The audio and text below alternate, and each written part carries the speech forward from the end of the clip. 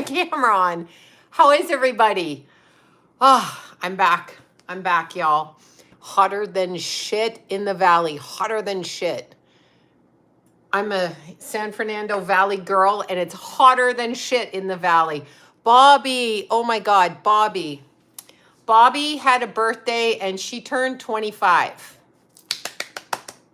So that's Bobby's age. She's 25. Yeah, Ted Cruz. I love that. I love that handle. Ted Cruz, the Zodiac Killer. Actually, there's another theory on that. However, I'm not speaking it. Hi from Toronto, Vancouver. I know I'm trying to get to Vancouver, and I'm so aggravated. They still want to quarantine you going into Vancouver. I'm like, I'm not going to be quarantined. I'm not going to be quarantined. I just want to go and like see my cousins and see my friends, and I can't get there. Oh, yeah. Oh my God. So freaking hot outside, you guys. I literally went running this morning, and look, Starbucks, but my ice melted. I'm so upset. I'm all about the ice, and now it melted. That's how hot it is. Yeah. Anyway, it was so hot this morning. I mean, I left it around 7, but I was like, geez, because I sleep in. I get doing stuff the night before and having fun, and then I sleep in, and I'm like, shit, I gotta go. Now, how long? I just got on, Melinda. I just got on. Thank you. I put out all right. I put out, yeah. Yeah, it was super hot today in the valley. Super freaking, it was 96. No, it was only about 82 when I was going. I went up the top of Mount Wilson, and then I went down to Red Box, and then I hitched a ride. No, I had someone pick me up at Red Box. So sometimes I do that. Not all my friends like to run. So I have other friends for other things, for fun things. So that's it. Yes. Oh my God, the lipstick, y'all. Saint Germain from MAC. Oh, 106. I can't even, Bobby. I'd have to get up at 2 in the morning in your neighborhood to go running, which I will do here, but not in the summer. A wrestling documentary. That might have been good, Beth. I have a friend that loves wrestling. She's an Aries, of course, but I know. I heard about the Georgia Guidestones. Duh. Why the hell? Why do we have these Georgia Guidestones up? You know what's going on? It's really interesting. I have a different take on that. I know a lot of people say it's God, finally the demons. And that's what I want to talk about, the demons, demonic entities that people like, I don't believe that. Well, then you think the world's a good place. Then, you should have no problem letting your kids walk to school, because there's no fucking problem with that, right?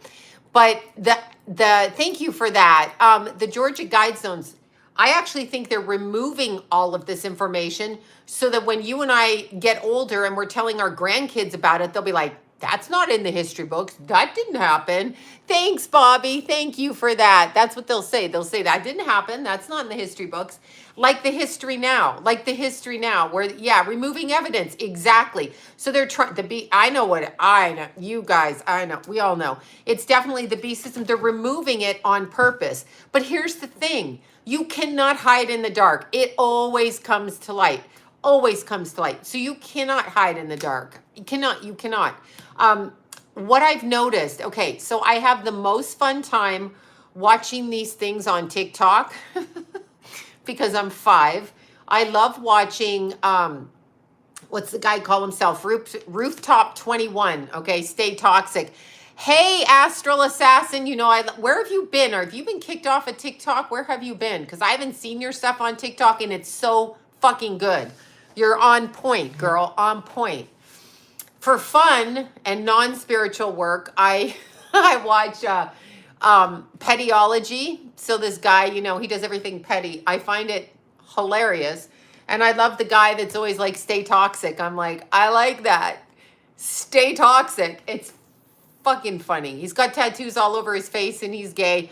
But he's like, if you want to get at your boyfriend, text him that you sent the Uber and then say, oops, wrong number. I sent the Uber, babe, on the text. Oops, wrong number. Stay toxic. His thing is so funny. Anyhow, not the point, because I can get totally lost. I know the pettyology guy is my favorite. He's like, stay petty. No, don't be the bigger person. Stay petty. And I'm like, oh my God, yes, stay petty. Stay, oh, wait. Hey, but wait. Yes, they banned you. Shut up. Are you kidding me? Your information is on fucking point.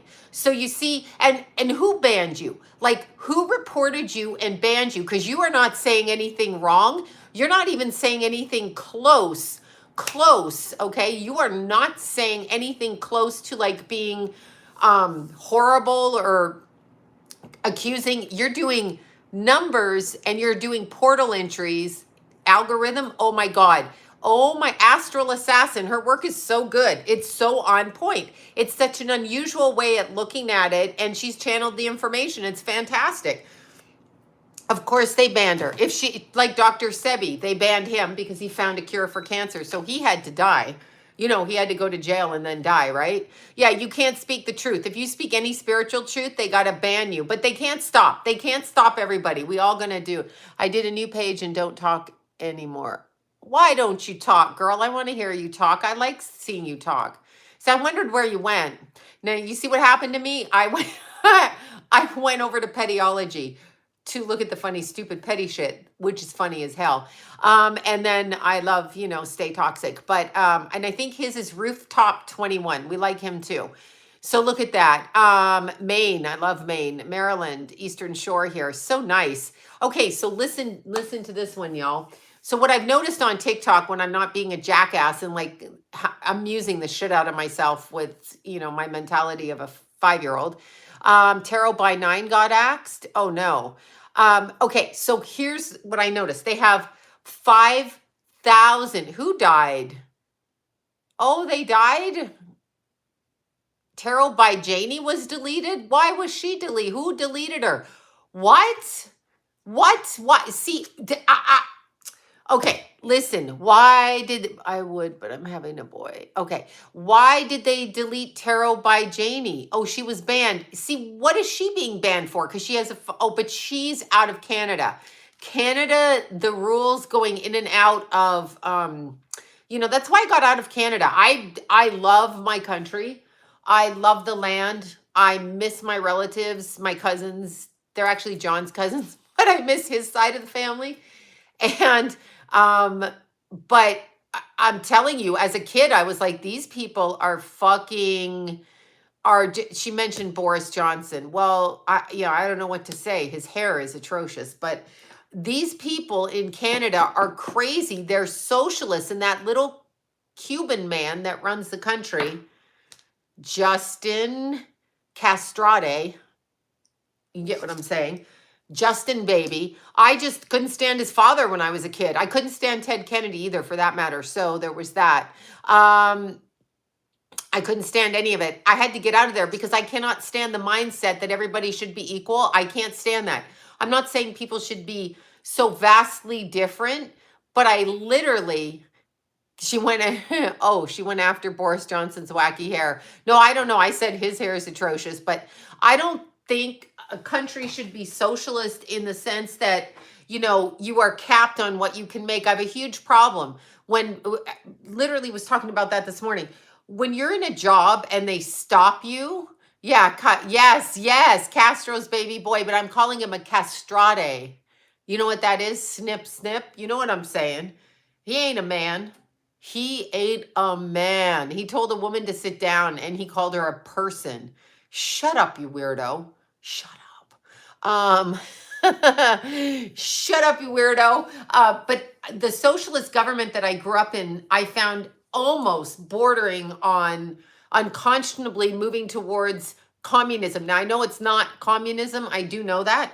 I could not stand it, though. I couldn't stand the mentality. Canadian doctors work under a cap, so you can only make so much. It's like working for a hospital here and you're expected to perform so many surgeries. No, that's why doctors go into plastic surgery, because they can do the operations they want, charge what they want, and do it how they want to do it, right? So Canada's kind of like, no, we need to treat everybody fair, and everybody gets entitlement programs and welfare.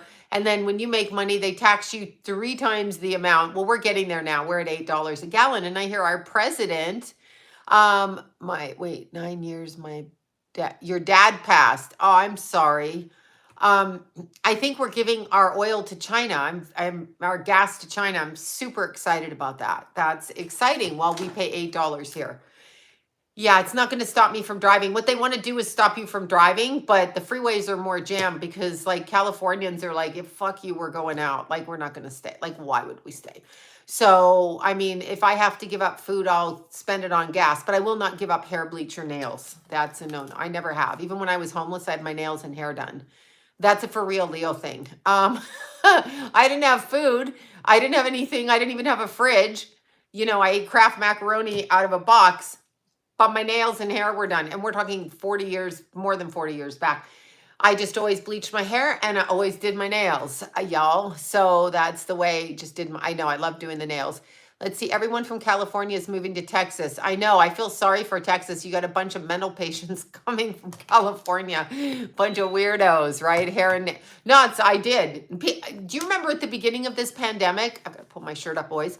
Anyway, at the beginning of the pandemic, I was talking about hair and nails and I had some freaking weirdo come on here and she's like, that's all you care about and people are dying. I'm like, are you stupid? If I'm going to die, because we're all going to die, I'm going to have my hair and nails done. Do you mind? I'm a Leo. Like, what are you trying? What? You don't want me to do my nails just because people are going to die? What? Okay. Yes, right, Bobby? Like, please. I know there's always trolls, always trolls, always trolls. It's funny. This morning, somebody called those campers on the side of the road. What did they say when we were driving by them? They're like, those are drunken troll something. And I was like laughing my ass off because it's like internet trolls, but they're in vans, right? Or they're in trucks or they're, you know, they're trolls, they're stalkers. But yeah, so anyhow, what I was going to say is I'm on TikTok and I'm watching so many of these TikTok things and everybody is talking about narcissists, narcissists, narcissists. First of all, not all these people can be narcissists. They're like, when my narcissist did this, well, here's what I'd like to say. When my cocaine snorting alcoholic, paranoid, helicopter conversation, baby daddy said, you know, I mean, you could say that too, right? I mean, doesn't make them a narcissist. But on TikTok, it's always their narcissist, my narcissist, my narcissist. And I'm like, my crackhead. When my crackhead did this to me, when my crackhead did that to me, it's like they can't all be crackheads. Some of them are just immature and emotionally and sexually immature people who have trauma. Not everybody is demonically possessed. That's the difference. Narcissist is demonically, wait, $3.98 a gallon of gas in North Carolina. I got to get there to get some gas. Of course, I got to get the gas to get there while I'm paying $8 here in the San Fernando Valley, otherwise known as hell. Yeah, I'm in the gateway to hell. I'm in the valley. And I'm chilling. Deep in Lakeview Terrace is where I am. But when you're looking at it, they cannot all be narcissists. Like, it's just impossible. It just shows you how word of mouth will spread certain things. So let me put it in a different perspective because yes, it's $8. It's 7 something down the street from here, down here. Yeah. I mean, I'm literally to fill up. Okay. If I'm I have a Honda Civic, okay? That's what I drive, a Honda Civic. I don't drive a fancy car. I am getting a Porsche, but I do not drive a fancy car. The Porsche is on the wish list. However, which is going to cost me a shit ton, but I have a friend that deals in Porsches. So that's what I'm hoping for. Midlife crisis, although I'm past midlife crisis. Either way, if my car, Honda Civic, is halfway empty, it's $60. 60. It's my little hiking car. It's 60. Yeah, I want the Porsche. I want to paint it bright red, but that's me. I always like red. But it's $60. Oh no, it's a great car. It's Lila was so happy when I got rid of my red sports car because Lila said now she has her own door. Because the other one was a 2-door little tiny car, and it was no fitting of Keith or Jason in that car. Keith had to sit sideways with one leg over the the middle thing into the front because he was 6'4" and 1 foot this way. I specifically, after my kids got older, made it where I couldn't cart them anywhere because I just was done. That's all. But either way, $60 for a half a tank of gas to 65. Do you hear me? Half a tank on a Honda Civic. God forbid you drive an SUV. Like, you're just throwing money to that guy in the diaper who's sending it across the ocean to wear all of our stuff because we're their bitch. So there you go. Yeah, Bobby has a Jaguar and she names her cars. She names her cars. There's a Hummer over there too, right, Bobby? But they're in Texas, so they can do that.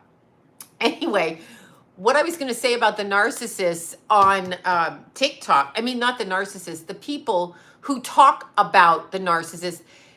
Honestly, I think it's spirit possession, and not everybody has completely lost their souls, okay?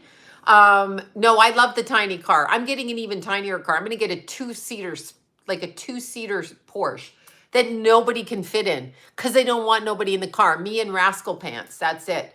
Me and the Rascal can drive in the car. Anybody else, get the hell out. Not even big enough for a grown man because I don't fucking want one in my car. They can bring their car and they can fucking drive. I'm sick of being everybody's bitch. Not happening, y'all. Not happening. Oh, you're buying a horse. That's so good. Yeah, I know yours is Kitty J, right? But anyway, that's what I'm getting. I'm literally getting a car. That's what I always did. When my kids grew, I got a car where they couldn't get in it. That's right. Golf carts. We got that down here too. Down the street. Everybody's in the golf carts in the back side of the town I'm in. Anyhow, the narcissist thing on TikTok, when they talk about the eyes going, but they're talking about demon possession, actually, demonic possession. Yes, chickens. My friend, the one that tried to resuscitate Keith, she just sent me this thing of the ducks she got online. They're so super cute. So super cute. Okay, so what do we do about these people? What we are seeing is we are seeing the takeover of human beings. It's not just narcissism the way it's described, like they grew up in a bad childhood, they had this, they're a sociopath. I get all of that. That's been around for years. But there's an edge to it because it's happening so much right now. And what is happening is they are coming into our energy fields. Not everybody is a narcissist, but we have entities coming in to people who smoke weed, drink, take pills. And there's a lot of closet addicts. There's so many of these people that go around and they can look normal. I mean, you can tell they're not normal. Their eyes aren't normal. You can see that. You can really see the eyes jutting back and forth like this, or yeah, I mean, you can see all of that stuff, but there's so many people who secretly drink and are heroin addicts, junkies, and they'll exercise as much as I do, if not more. And then they'll go home and do their junkie shit, right? So they do that all the time. Yeah, no, they're closet addicts all the time. That's why they can't handle things. That's why they blow up. That's why entities get in them. Entities get in them because they open up their doors. So keep being an addict. Just keep doing that, please, by all means. Markham's VA. I don't know what that means. But that's what's happening. And they're all like, my narcissist. Hello, my narcissist did this to me. Well, my crack addict did this to me. My alcoholic did that to me. My steroid using relative did this to me. I mean, come on. They're not all narcissists. So people are talking about abuse, control, and all of those things. No, that's what they're talking about, right? And some are, but I think it's a lot less than what we're hearing on places like TikTok. And everybody talks about it. Here's another thing I'm going to point out. I don't go against what anyone's saying. It's to each their own. I believe there's more of a spiritual component. Yes, gambling. Yes, gambling. Oh, gambling's an addiction. We got a couple of those in our family. They fucking go through 20, 30, 40, 50,000, everything they make, boom, gambling. Jackasses. Jackass. Like, what's wrong with your head that you're in that vibration, that you think you're going to win? Like, you must be stupid. You know, oh yeah, Adderall. Well, Adderall is speed. I mean, I could see the point of Adderall if you got to get shit done, but it's speed. It's a doorway. It opens. People don't understand that. No, I haven't. I haven't. But here's what I will say. A lot of people Gambling is like the weirdest addiction to me because it just seems so fucking pointless. But, you know, my mother-in-law was a bookie. So what can I tell you? We got a family full of that. Again, I married into it. And my gambler did this. So you got to watch what the parents do, right? So yeah, no, Adderall is rampant because it's speed. But here's the problem. Anytime you do cocaine, speed, steroids, anything like that. Yeah, I don't know if y'all remember Lyle Alzado from back in the 80s, football player. The reason he got a brain tumor like that and literally blew his head up and died like young in his 40s, I think, is because he was on steroids. He was taking mass amount of steroids. If you are on steroids, yeah, caffeine pills too. If you are on steroids, you're going to speed up what is in your body. So if you have any kind of illness, arthritis, HIV, whatever. Yes, there you go. My nails are super too long for me.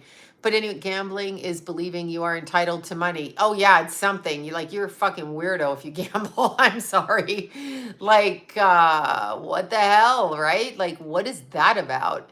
I don't know what that's about. I can't understand mentally what that's about. You think you're entitled to money, but you know, it's weird because some of them earn a lot of money and then they waste a lot of money. Not my thing. I don't care. But you'll find a lot of closet addicts, and I find a lot, cocaine only lasts like 10 minutes. Oh my God. And cocaine, like Adderall, rewires the chemistry of the brain. So cocaine finds the quickest channel to make your receptors, the dopamine, go up. So you're like, you know, very happy and very excited and all of that. And then it rewires it and it uses and depletes the dopamine. So cocaine addicts, after a long time, and probably meth addicts too. I don't know much about meth, except it's a straight up portal to the demon side. But the cocaine literally will cause you to not be able to be happy. So that's why they relapse so bad. And cocaine goes hand in hand with alcohol. So your addicts are always doing cocaine. They're always fucking doing it. They're speedballing. They're doing all kinds of shit. And they're letting demons in their body. And they're fucking weirdos. They're always cheating because they get high and drunk and they do shit. They always watch porn. So they let all kinds of shit into their body. And that's what they're describing as narcissists. The behavior of that is also the behavior of addiction. And you will hear them say, my narcissist had an addiction. Okay, so you can't diagnose them as a narcissist unless you have had a dual diagnosis, which means they have to be clean 6 weeks. You do not know the mental capacity of anybody until they've been off of drugs for 6 weeks to even go at the point. And I tend to think it's more like 6 months, but 6 weeks is how they do a dual diagnosis.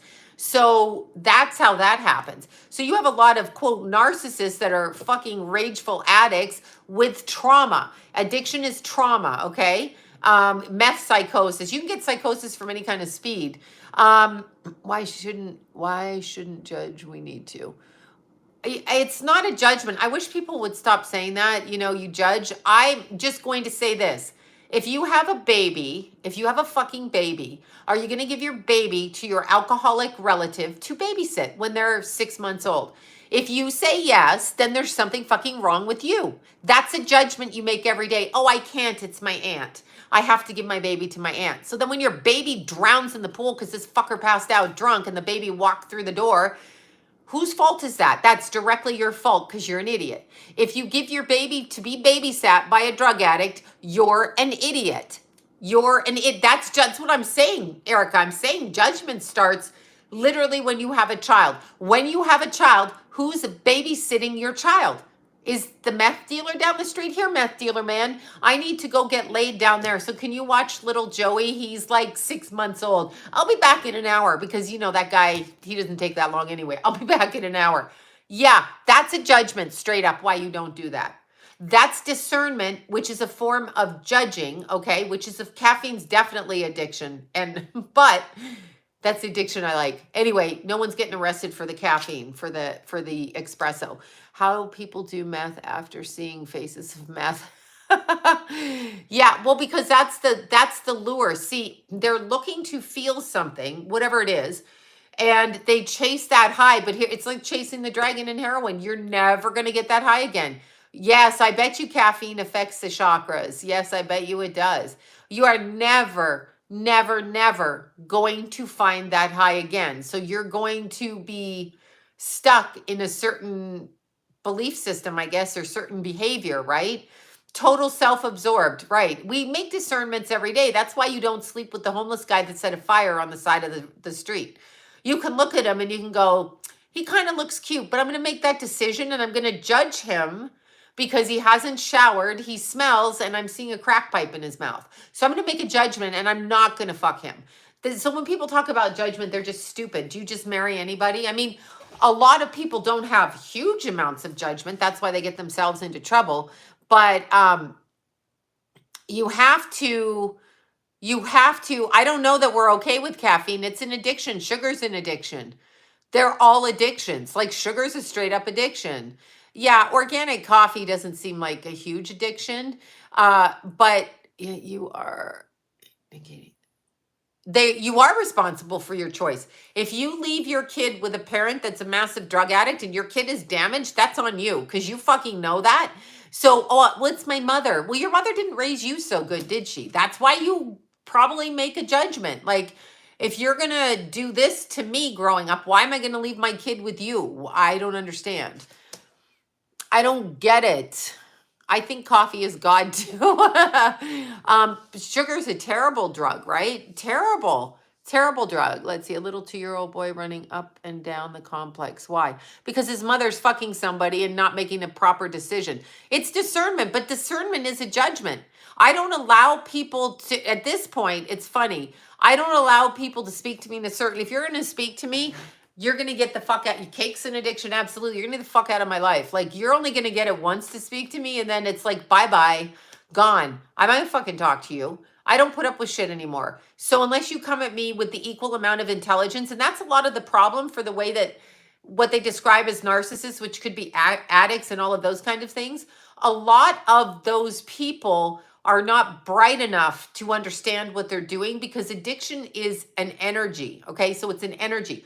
So they are vibrating at a lower energy, and I'm addicted to crystals too. And they are keeping themselves at a lower vibration on purpose by the way that they think, but they're not even cognizant of the way that they think and the way that they respond. So they continue to verbalize stupid things, abusive things, shoddy things, stealing things, lying things, whatever, stupid ass shit. And then they continue to pull it back in on them because they are not aware of what comes out of their mouth and what they say. They're not aware of that. I'm wearing MAC eyeshadow and MAC lipstick today.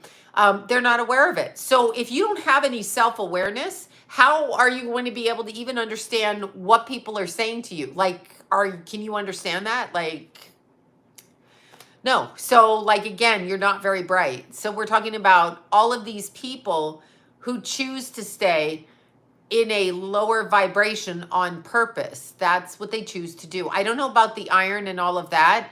I don't know about that. But what I can tell you is a lot of the narc talk that we say is, oh, you guys are so nice. Yeah. At this point in my life, it's really funny. I appreciate it, but I'm past that age where anyone gives a shit. But it's funny. When I was younger, you know what I realized? I'm going to tell young women this. The better looking you are as a young woman, the better looking you are, the more that people will hate you. And who are the biggest bitches? Men are the biggest bitches, because sometimes secretly they can be seriously jealous of you because they think you have an easier time of making money. But like I used to, like to say to John when he said, oh, it was easy for you at 14 to strip. What I like to say to him when he left home, it would be easy for you to suck dick. No problem. You could have done that too.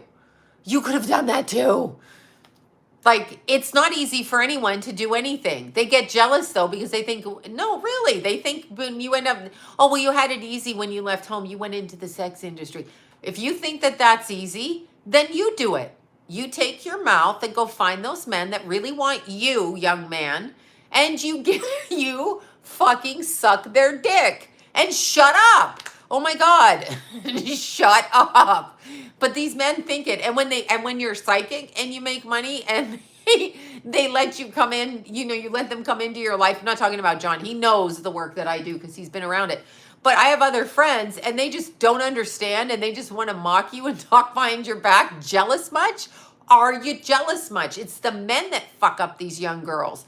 And it's the men that make them feel bad. If a woman is too good looking when she's younger, and understand, like Anna Nicole Smith, absolute perfection when she hit her early 20s. I mean, not just gorgeous, gorgeous creature. 5'10", stripper, gorgeous, gorgeous, okay? And then men are like, well, she wasn't really that cute. I'm like, why? Because she said no to you? Did she say no to you? You ugly bitch? Did she say no? They get mad and they will say things to women like her. So she, coming out of being a teenage mother and all of that thing, does not know that she is actually attractive. She really doesn't know because she's been battered by family members who find her attractive and are jealous that they're old. Because remember, mothers are going to beat down their daughters when their daughters hit a certain age, unless you're very mature, okay? But they're going to beat down Woodbridge, Ontario. I know it. And she was beautiful, but she probably didn't know that she was that attractive until later on in life. And she's already like not got the therapy and then brainwashed, and then men are dumping her left, right, and center because it's the men that can't keep up. Again, they're not intellectual enough to keep up. It's not a good looking thing. It's not like, she's beautiful and, he's equally as beautiful. It's also an intellect. You have to have an intellect to keep an attractive woman because looks go. And so attractive women tend to have good minds. I don't know if I talked to Anna, was a client. She did. People are very, very, very jealous. Men are jealous. When you know what happened when Anna passed away? That's a really interesting story. I think it was 2007 or 2008. Anyway, I just dropped Keithy off at school. I think I dropped Jason and dropped Keithy. And I remember when Anna used to call the house, Keith loved my voice messages. He would tell his dad that when the message was there about Bruce Willis, he's like, my mom's going to Bruce's house. John's like, Bruce who? And when Anna Nicole Smith would call, Keith would get on the phone and start saying, guess who called my mom? Anyway, I met Anna through Sandy. Sandy was her hairdresser, okay? And I met Sandy through Jody. Jody, I met, oh my God, a long time ago. Anyway, Jody and Sandy were dating. And then Sandy was on Anna's TV show. She was the hairdresser, and she's the one that dressed the body. I mention Sandy all the time. She's a fabulous hair extension hairdresser. Fabulous hairdresser, okay? She's fabulous. And she was by Anna's side. Anyway, I mean, a lot of times. They were friends for years. What the hell was my point? That morning, I just dropped Keith off, and I got a call from Sandy. And as I was driving through the intersection on my way home, I literally got T-boned at the exact moment I heard the information. My car flipped over 2 lanes of traffic. Nobody was in the car but me. Anyway, that was a Pontiac. I had brand new Pontiac and a secondhand Pontiac. Anyway, and that was the kid karting car. I karted all those kids. Yeah, Sandy the hairdresser. She was on the show. Yes, that's Sandy. She's the one that's all tattooed and put the body to rest, was in the funeral, put the body to rest, dressed Anna, even though, anyway, long story. But when that information came through, when I heard that, my car flipped over. I ended up in Carl's Jr. parking lot upside down. An 80-year-old man or 75 on his psych meds, prescription meds, drove going 80, and there was a truck beside me. Anyway, the light went green and I crossed without seeing, and wham, I got T-boned. Okay, y'all, T-boned. No, that's true. Yes, I know Anna Nicole's son. That's when Anna became a client after her son died. That's when I met her through Sandy. So when I talked to her, and she could not trust the people around her at the time, she straight up told me that, okay? So she knew, part of her knew, and there was a lot, I was fine, and whatever, but it smacked in my car, for sure. I got that at the Enterprise car lot. So when they retire the cars, and it was a Pontiac. Actually, John got it for me. It was a Pontiac, and it would seat like 6 of those kids and their skateboards and their bullshit in that car. Some bullshit. But anyway, Anna, when I heard that, Sandy told me about that. She was in fucking tears. And she told me that Anna had passed. And so I remember that so vividly because I got the news before it like hit the papers, at least in LA. So it was terrible. It was really, do you think next pandemic? Yeah, I don't know why July 15th. Anna, yes, Anna haunted my head. That's true. I had a cameraman from Extra. I think it was Extra. I want to say it was Extra, and now I can't remember his name. He wrote a book about suicide. What the hell is his name? The newscaster just went out of my head. He's got 2 artist kids. Anyway, the cameraman ran out of my house because Anna haunted the house and slammed the doors and all of that. Yes, exactly. Well, you have to ask yourself how her son got methadone in his body when that wasn't something he was taking. So how did he get that in his body? And so what happened when you thought your skin? Oh my God, that was terrible Christmas Eve. I'm not kidding. And that was before she died. I lived her death process. And what Sandy told me on the day of the funeral, what happened was exact words I said. See, there is no time. So we go between time like this. There is no time. I don't know what the significance of July 15th is, but we have a 21-degree Capricorn moon on the 13th, 21 degrees of Capricorn in 20 something seconds. What is it? I wrote it down. No, I didn't. I didn't. Hold on. 21 degrees. I'm pretty sure they did. I'm pretty sure they did because how did he get the methadone in him? Where was it placed? You know where I got it was placed? Say you put orange juice in the fridge and you stick a clear liquid in the orange juice. By the time you drink the orange juice with the clear liquid, you're not going to know, right? Seriously. So, because it's non-tasting. Okay, so we have July 13th. I have to look at the exact degree. It is 21 degrees and 21 seconds. It is in opposition to Mercury and trining Uranus. So it's in opposition to the way that you think, bringing up kind of confusing misunderstandings and all kinds of things. And then it's trining Uranus. So yeah, whatever I said in the video, yes, I can't remember. I throw it out of my head. Methadone around here in red cherry. It's good it's in red cherry flavor because it used to be in clear liquid. Who the hell knows it's methadone? Like if you drink it, you'll knock yourself out. You know what I'm saying? Like you'll just knock yourself out. He didn't drink the methadone. The methadone is what I think killed him in combination. He was on whatever medicine for flying. Okay, so for anxiety, whatever, like Lexapro or something, I don't know. And he was on all kinds of things, right? So that's a huge problem. But the methadone doesn't make sense. He wasn't a heroin addict. Yeah, I don't like that Clive Davis fella either. Yeah, no one likes him. So he might have been on Prozac or something like that. I honestly can't remember.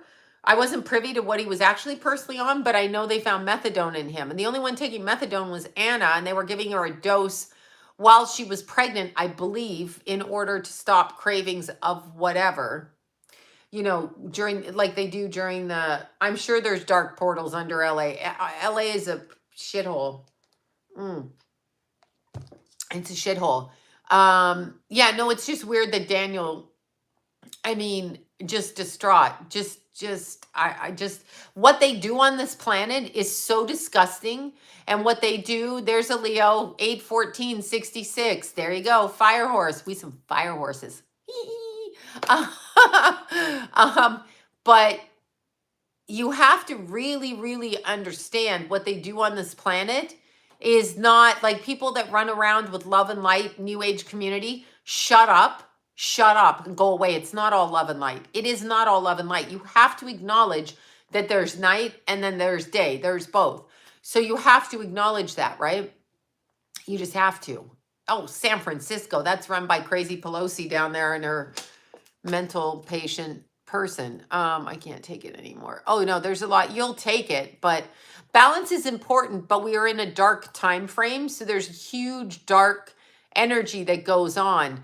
There's a huge dark energy. So the energy that's happening right now is shining a light on the damage. And what I think is so interesting is how much, and I'll say this, women are speaking up now. Like, women can do everything. Men are so stupid from way back in the day when we didn't have the right to vote and we were property and all of that thing. Whatever. Who gives this woman away? No one, bitch. I'm not your property. Anyway, when we couldn't vote, when we couldn't do all of that, women are incredibly strong. We've always been stronger because we give birth. Okay, we give birth to everybody. So women are fucking strong. Women get shit done. 99% of women stay, raise their kids, and they do whatever. Much, much stronger. They multitask. They do all kinds of things. I mean, just women, they outnumber men in college now. Not that I think you should go to college, but women, and yet we still defer like we need a man. And there's this woman on TikTok. I'm not going to say her name, but she's like a dating coach and she teaches you how to be feminine, which I reject the notion of that. I'm a Leo. I'm sorry, I reject the notion. I need a partner that meets me equally. I am not there to kiss your ass. I am not there to kiss your ass. You need to come at me. Most importantly, you need to be smart. You need to be smart. You literally need to have an intellect that's off the hook, because I've been around people and I can be around them for 5 seconds. Hi, Ashley. I can be around them. I could even date them for a month or whatever. I could have sex with them and that could be great. But if they're dumb, oh my God, I can't talk to stupid. And if they're only one dimensional, like they can't be really quick and talk about a bunch of different things, you've really got to be educated. I don't mean traditionally educated, but I mean literally smart. Like you are well-versed and well-read on your own and not one-dimensionally. And you don't just sit at a TV and stare. I just can't. You could be the best thing in bed and I'm like, oh my God, no. Go, shoo, out you go. And especially if they have to resort to a certain way of communicating if you don't follow their rules because they're control freaks. It's like, how smart are you? You're not very smart because you're telling on yourself, number one. Number two, shut up. Number three, come up with a different line because you're pretty dumb. So there's that. Of course, I research question, write down, get up early. I walk my walk. My actions meet my words. A lot of them do not. The actions don't meet the words. A lot of them are really stupid and they want to control you like their ego. And here's the other thing. Even though I am exceptionally strong person, if I'm out with a man and he does and he lets me pay for the dinner without shoving my hand out of the way, oh God, I take note of that because I'm so used to paying for everything that I will walk up and pay just because I'm the freaking man in every scenario that goes around. However, if you're a new friend of mine and you do not offer to pay, and I don't care what you make, that's your problem. That's your problem. You're not going to put all the guilt onto me because I'm smart enough to make more than you if you're a dumbass dummy. But nonetheless, you need to offer to pay. You need to show me that you need to offer to pay. And if you don't do that, I consider you to be a feminine man. What is a feminine man? Even if you only make $10 an hour and you're with a woman that makes 6 times the amount or whatever, 7, 8, 1,000 times the amount, whatever. Say she's a multimillionaire. If she chooses to be with you because she can do everything herself, because she has money, she has everything. So if she lets you into her life, you have to participate at a certain level, even if it's like getting her coffee or buying her little things, whatever it is, you need to do that. You cannot just take it easy for a ride because you're a feminine man. You're feminine and you're a crybaby. I can't have crybabies around me. Like if you're a crybaby, go. So crybaby men. Now let's talk about the other crybaby men, okay? So let's see. If he asks you out, he should pay. Oh my God, men are so cheap. John was never like that. John bought me champagne, all kinds of shit. John bought me wardrobe stuff. He bought me purses. He's the only man I was ever with that could take me out on the first month I dated him and find me a pair of snakeskin shoes, red and black snakeskin. Fantastic. 4-inch heels, not 6, not the stripper heels, just walkable heels and they fit perfectly. They fit perfectly. So he could do that. And he was never like that till later on in his life. But in, the first 15 years, he was pretty good at that stuff. Yeah. No, I mean, he could find those shoes for me. And I still miss that pair of shoes. The whole heel broke down. I miss that pair of shoes. Not a better pair of shoes. It was red and black snakeskin. Fantastic. And he could always find clothes for me. In fact, he would walk around that mall and find me clothes, and because I wore spandex with no underwear. So like I had to be presentable. You know how strippers are. I'm like, yeah, I'm just going to put on this white spandex and fucking bomb through town in 6-inch heels. He's like, let me take you shopping and help you find something that might fit a little bit differently. It's the way it was. But anyway, none of that goes on nowadays. These men tend to, and I'm talking even friends, like even friends, you need to fucking man up. You're a man. You've had all the power. You want me to listen to you? The funniest thing I ever had said to me was I had a friend that said, I'd like to see you wear a dress. And I'm like, I'd like to see you fucking dress up. I mean, don't tell me how to fucking dress. I don't care what you want to see. Do I care what you want to see? No, I don't. Thank you, Robin. Yeah, I mean, why? Like, who says shit like that? So they want to see this and that. Yeah, well, no. I'll do what I want when I want. Oh, yeah, of course women can be jerks too. Absolutely. Absolutely. No, they need to step up and offer to pay. I am so used to in my life, and they say it's a trauma response. I don't know if being independent is a trauma response. I mean, it's probably stemmed from trauma because God knows no one took care of me. And these men, I have 2 men in my life that have said to me, I'm like, how did you get into the United States? And both of these men, one of them, their father came to the United States and brought them from a different country.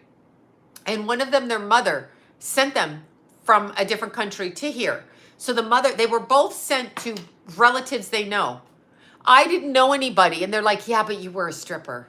What the fuck does that have to do with anything? I crossed countries and I knew nobody. So they still put you down, and they still need help from their family to get into this country, where the women I know that skipped the border, they didn't have help and they didn't know anybody in the United States. They didn't know one person in the United States. They just jumped here. So I've had that said to me. I've had all kinds of shit said to me like that. And it's a way of downgrading. So when you have young daughters and young women, you should lift them up. Women should be lifted up. Let's see. I'm paying the dessert menu. Must be nice. No, but what I'm saying is, and the thing I hate most is if you're going to go out with me, I mean, as a friend, as anybody, and you're going to take me somewhere and it's like pizza, don't take me for pizza. I don't eat shit like that. Do not take me for that. Do I look like I fucking gorge myself on pizza? I'm going to eat what I want to eat. So if you can't afford to eat what I want to eat, why do you even approach me? Do you see what I'm saying? John never did that either. Yes, crybaby. Exactly. But yeah, tater tots I will eat. But no, sometimes they're about being cheap. And I can't stand that. I can't stand that. I can't stand it. I like to eat clean all the time. So I want to eat salmon. I don't care how much it is. If you have trouble paying it, whatever. Don't ask me. I'm not eating your fucking shit. Take me at lunch when it's on the half price menu. Take me for chicken, take me for salmon, but I'm not eating pizza and I'm not eating spaghetti. I fucking hate it. No. I'm not doing it because no. I mean, I ate pizza as a kid, but it's actually not good for you. So why am I going to diminish myself? Now, if I'm going with Lila, I will go wherever Lila wants to eat, but she has quite an advanced palate. She likes sushi. Where I can get salmon. Yeah, margarita pizzas with the vegetables and stuff. But I don't want to be taken. That's not what I'm talking about. I'm talking like a strictly like pizza joint. I don't want to go there. So there's things like that. Yes, if I'd rather cook too, you got to be. No, I like Italian food. I just don't like spaghetti and pizza. I do like their chicken. I like chicken cacciatore. I like chicken lemon, not Don Lemon, but chicken lemon. I like that. I like their grilled chicken salads and stuff like that. And Lila loves sushi, Bobby. Lila is a sushi baby. They had her on the sushi when she was little. That little girl knew how her way around a sushi menu. Like her grandpa take her, mommy take her, daddy take her. Like she knows sushi. I just get salmon. Avocados are delicious. Macaroni and cheese with a hot dog. No, I'm not going out with you if that's what you're going to give me. I ate that all through my teens. I just can't do that. She's asleep on the couch. Avocado's really good for you. I love popcorn. I love things like that. But let's see. Gluten-free broccoli pizza. There you go. Okay, Ashley, that's different. I can go out with you, Ashley, because you know how to eat properly. Fettuccine Alfredo, no. Too much cream sauce. No, no, no. Keithy used to love that. And spicy pasta and chicken, Keithy liked all of that stuff. Keithy liked that, but he cooked salmon at night. He cooked chicken, he cooked salmon. I told you, I grilled everything for my kids. I spent a shit ton on groceries for them. I grilled. I made turkey. I made full meals with no gravy, no butter, no sauces, no salad dressings. Like I would hold off on the salad dressing so they didn't smother everything.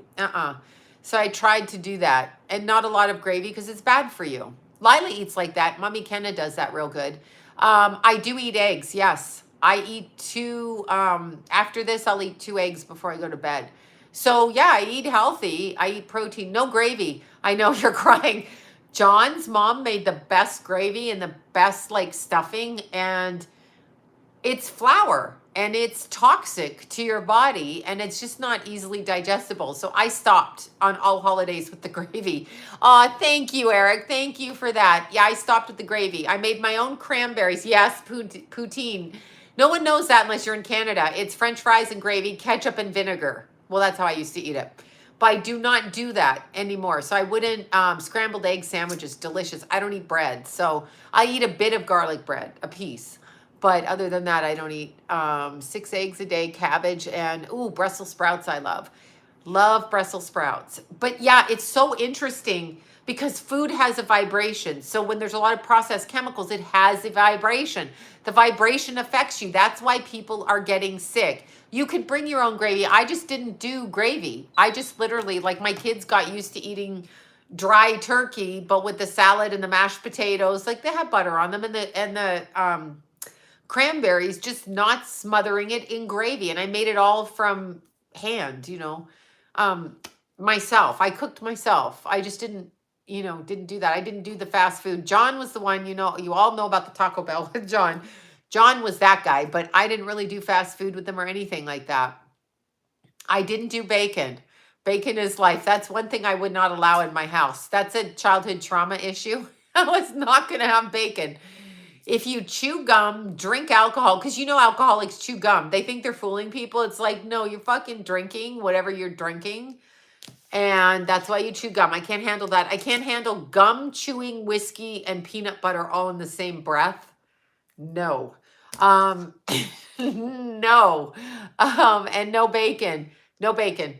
I didn't do bacon. Like bacon was absolutely the fuck not. No. So I actually banned bacon and peanut butter for a long time. No KFC. No KFC. They all come in as gang. Carbs and chocolate for life. Yeah, carbs aren't bad. You have to know which carbs to eat. If you're going to eat a bag of potato chips, that's not good, obviously. But, you got to know what to eat. But food has a vibration. So a lot of people and the way that they eat shows the integrity. I don't care how much you exercise, and I do not care what you look like. Women that look really good often have eating disorders. Those bodybuilding women and stuff like that, they often have eating disorders. So they may look put together big time, but they have skewed vision of themselves, and sweet potatoes are fantastic. Keith used to do that. Gains, he would say. I'm eating my gains. But when apples are delicious. Apples have pectin in them to help you digest. So a lot of women in sports fitness, a lot of women that looks fantastic in life. Like they look rocking in a bikini. They have them little bodies and they look so fucking great. A lot of them have problems with what they eat and they're not healthy.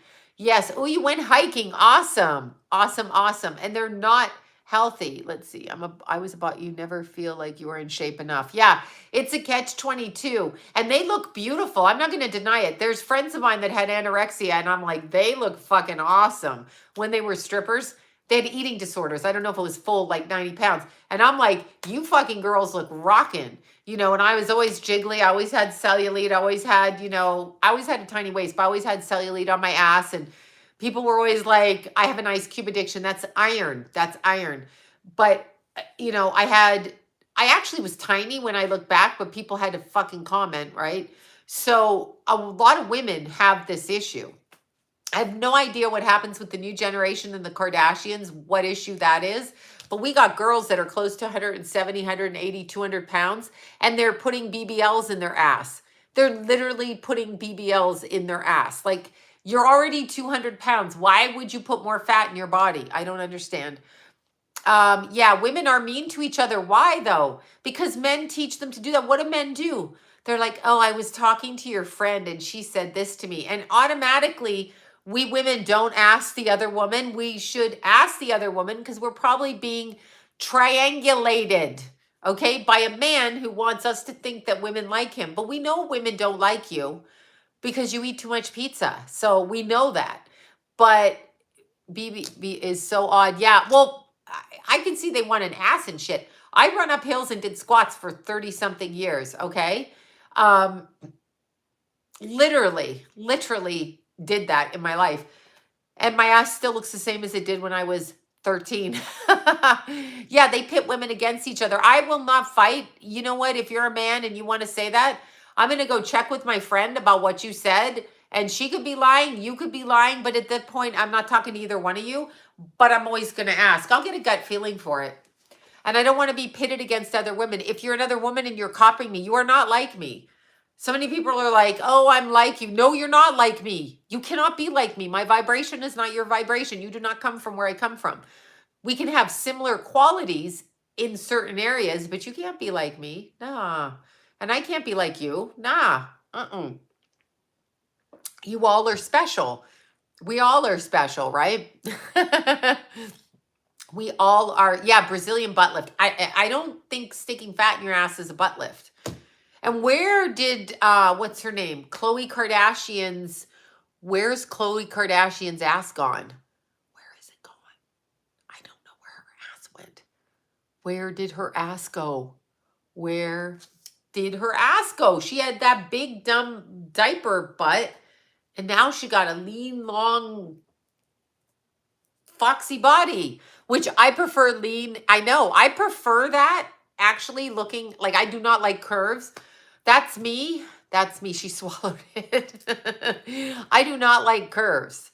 I do not. That's a heavy surgery removing that stuff. That's fucking heavy. And then keep in mind when you stretch your skin, face fillers, anything, when you stretch your skin, it's stretched like your pregnant belly. So where did her ass go? She had to have it lifted too, I'm thinking. Oh, she looks better. But if you get it sucked out, you still have hanging skin. You understand that. Because it's like, if I remove my breast implants, you don't think that my breasts are going to look like this. Like they're stretched, right? So I like the way she looks now. I much prefer long, lean women.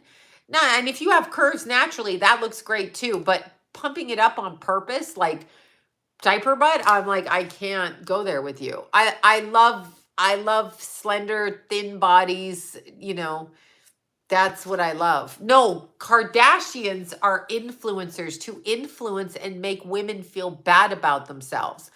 That's what they're up to. Although Khloe Kardashian gets ragged on a lot by her family, by people, maybe not her family, but by whoever. She gets ragged on a lot. Like they're mean to her about her men choices and stuff. And I don't really think it's her fault. Laws were passed because lots of women, I know, Jesus. Yeah. I would do anything not to have a butt. So, you know, whatever.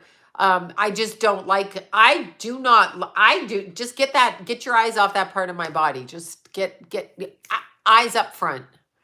Eyes up front. Stay away from my ass. Eyes up front. I just have problems with that. They're always like, oh, you have a nice butt or whatever. Or you have a big butt, or you have a this butt. If you say the word big and you think you're complimenting a woman, the woman's going to hate you. Secretly, she's going to claw your eyes out. You know that. Kim's bleaching her skin. Yeah, I don't even know what to say. I don't believe that was Marilyn Monroe's dress, number one. Okay. I don't, they're all fine before they did this. Let me see. 200. Oh my God, Eric. Jesus, what are you driving? If you're bleaching your skin, you're taking like all of the whatever. And why are you bleaching? Remember, they were the ones that talked about bleaching their asshole? You know, like, I'm sorry that my asshole is a different color than the rest of me. Do you remember that? The Kardashians are like, I've got to go bleach my asshole. What that is that is signaling people to let people know to think that they have anal sex. So then you got a whole bunch of dumbass men out there going, you know how I feel about that. I feel like you're a closet case when you come after my ass, okay? And when you insist on it, I feel like you're either paying for it, fucking young girls who don't know better because you're telling them, maybe from third world countries where they don't speak English and they just think that like you're going to pay for their dinner, so they do whatever. And you've bleached yours before. Don't bleach it anymore. Let it be natural. Why are you bleaching your ass? What does that even mean? What does that mean? I don't care if you like it. Stay away from it. Why are you looking at it like that? What does yours look like? That's what I'm going to say the next man that comes after me like that. Again, never has that been John, okay? Here's what here's what I'm going to say. Here's what I'm going to say. Eyes up front. Eyes here. You're going to fucking look me in the eyes. Stay away from back there. I don't trust you when you back there. I don't trust you. Because men can overpower a woman. I can't believe I'm talking about this again. My head is tweaked.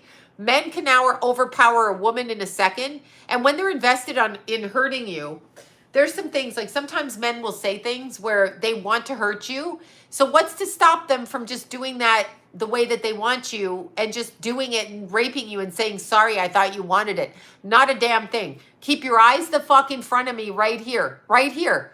We're looking right here. That's where we're looking. And, and I'm serious. Well, it's the beginning of the chakra. They go up the chakra system to hook in through the back of the neck and up through the crown chakra. But you are not like, clench it off. Why am I bleaching it there for a man? Why? I know they pretend they slipped, or they're like, I've never done it. Don't you love this? I've never done it with anyone before. Then why are you so fucking interested in it? Why don't you want to stick it in my ear or up my nostril? Why aren't you putting it up my nostril? You haven't done that either. But I don't see you fucking trying to get up my nose. Just asking. Just want to know. Like, that's what the Kardashians are there for. They're good. You're big and you're beautiful. Absolutely.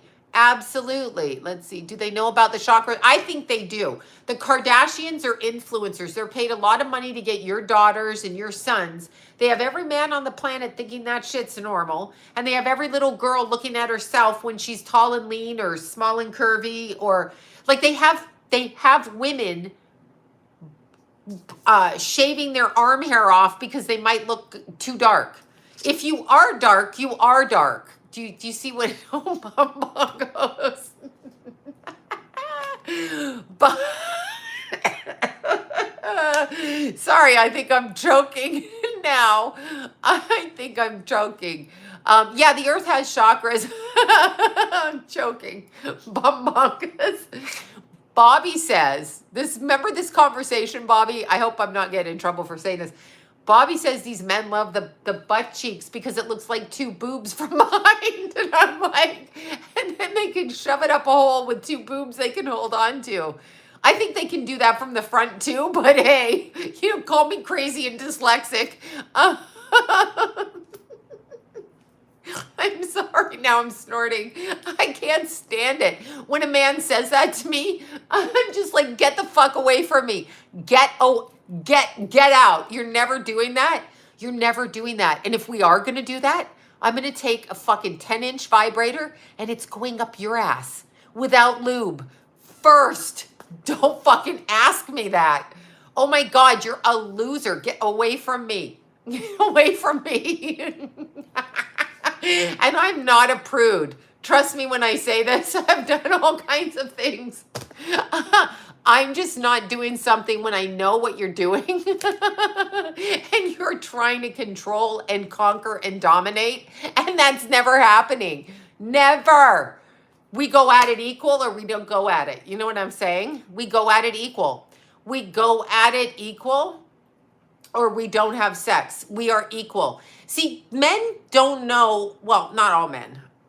Again, not John. Not all, not all, God, I've got to stop laughing. I'm so sorry. Men do not know how to make love. They do not. They think that they talk about a red flag. Get out, get out.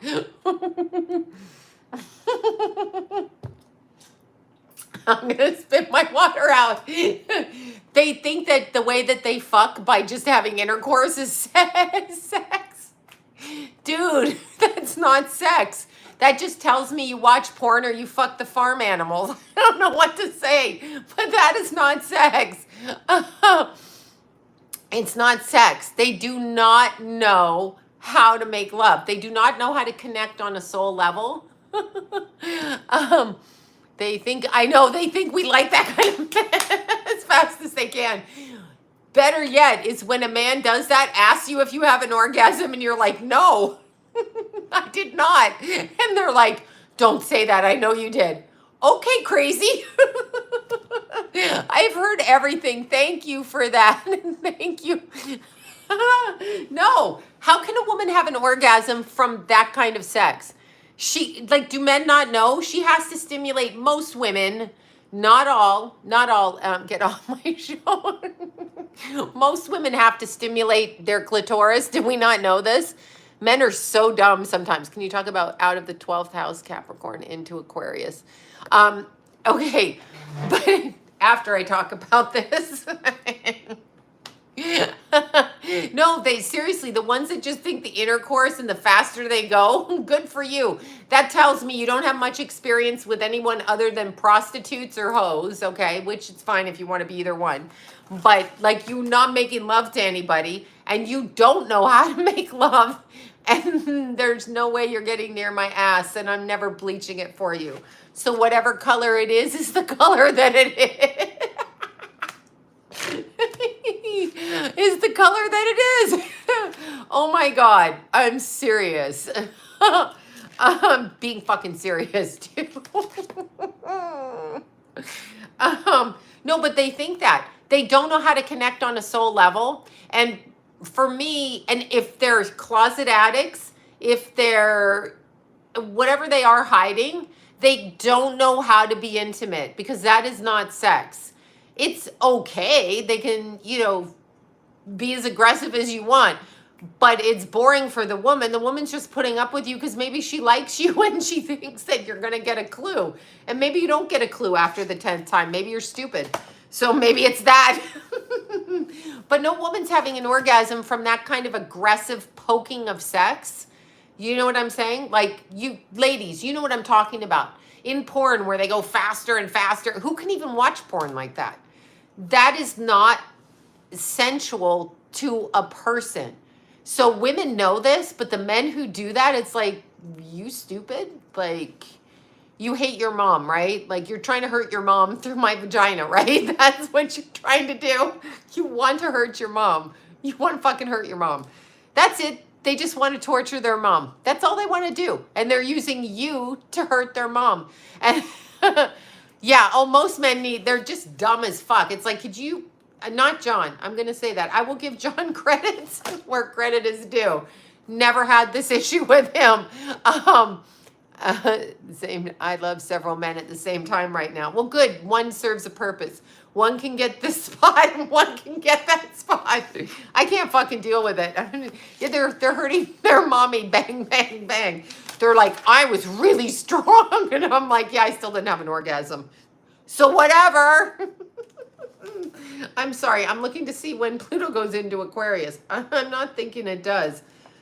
So you want to know, somebody just asked me, I don't know when I don't think Pluto's going into Aquarius for a while.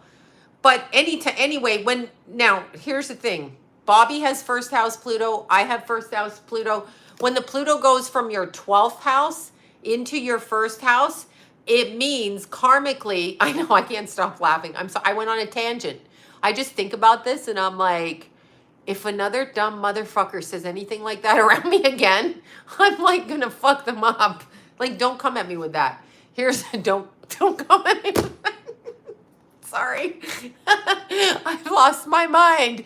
You see the full moon is in Capricorn and it's in my 5th house of sexual boyfriends. And here I go ranting like this. I have to look this up. Sorry. I have to actually look up when Saturn goes into Aquarius and then I'll tell you. I've forgotten and it's retrograde. When does Saturn move into Aquarius? Not Saturn, Pluto. Saturn is in Aquarius. When does Pluto go into, ladies, we need to teach our men how to be better sexually. But I need you to be equal. You're not going to dominate me because I think you're a rapist then. So no, sorry. That's my trauma. When men try to get behind me, I think you're fucking out to rape me. So no. I got to keep my eyes on you because I can tell with the eyes. I keep my fucking eyes on you. Oh, sorry. Again, not John. Never had this problem with John. Never. Oh my God. Okay, wait a second. No.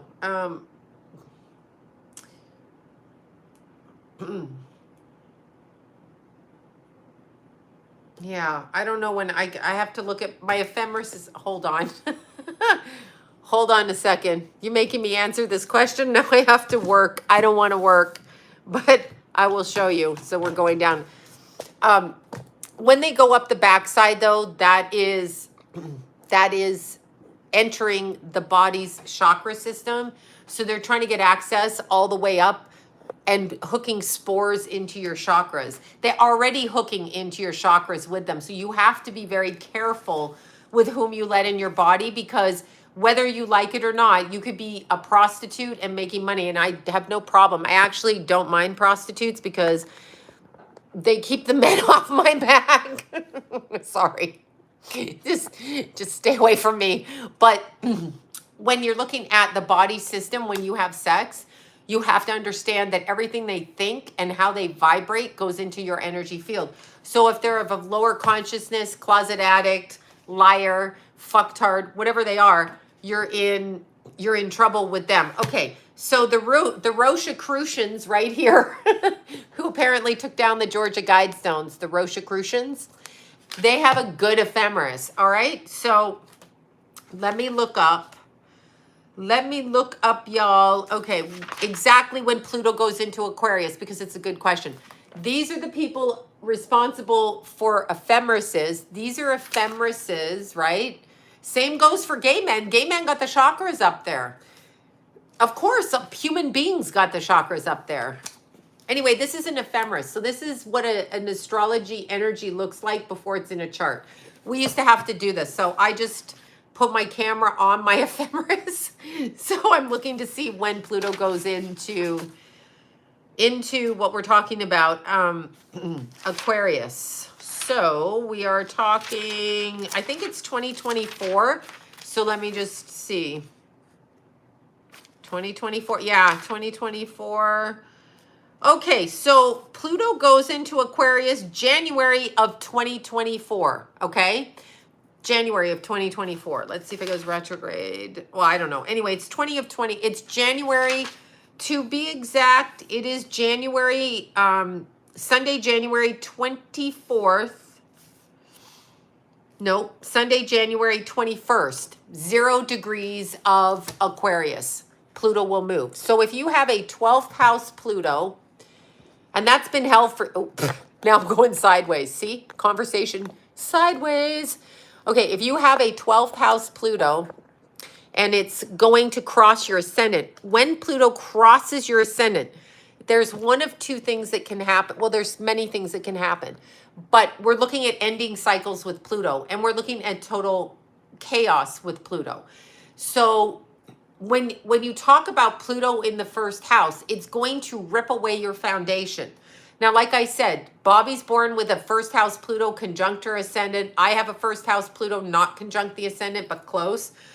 It's out of degree for conjunctions. Bobby's is right on the ascendant. This is specifically knowing your purpose in life, and also people either love you or hate you, but coming from Capricorn and the cardinal fuckery that's been going on for the last 4 years, that's breaking all of your past life cycles because it's hitting your 12th house. So it's breaking your past life cycles, and it's putting you into a new rotation where you will take no prisoners. One thing about Pluto in the first house is you will take no prisoners. You will also probably get in on some sort of technology at that point, because I think Pluto in Aquarius is going to bring in a different technological mindset, like the internet. Oh my God, I'm going to talk about porn again. I'm going to talk about porn again. The only reason I consider the internet, video games, the internet, everything to be Aquarian by nature, okay? Aquarian by nature. So why did they invent the internet? You cannot even talk about PORN.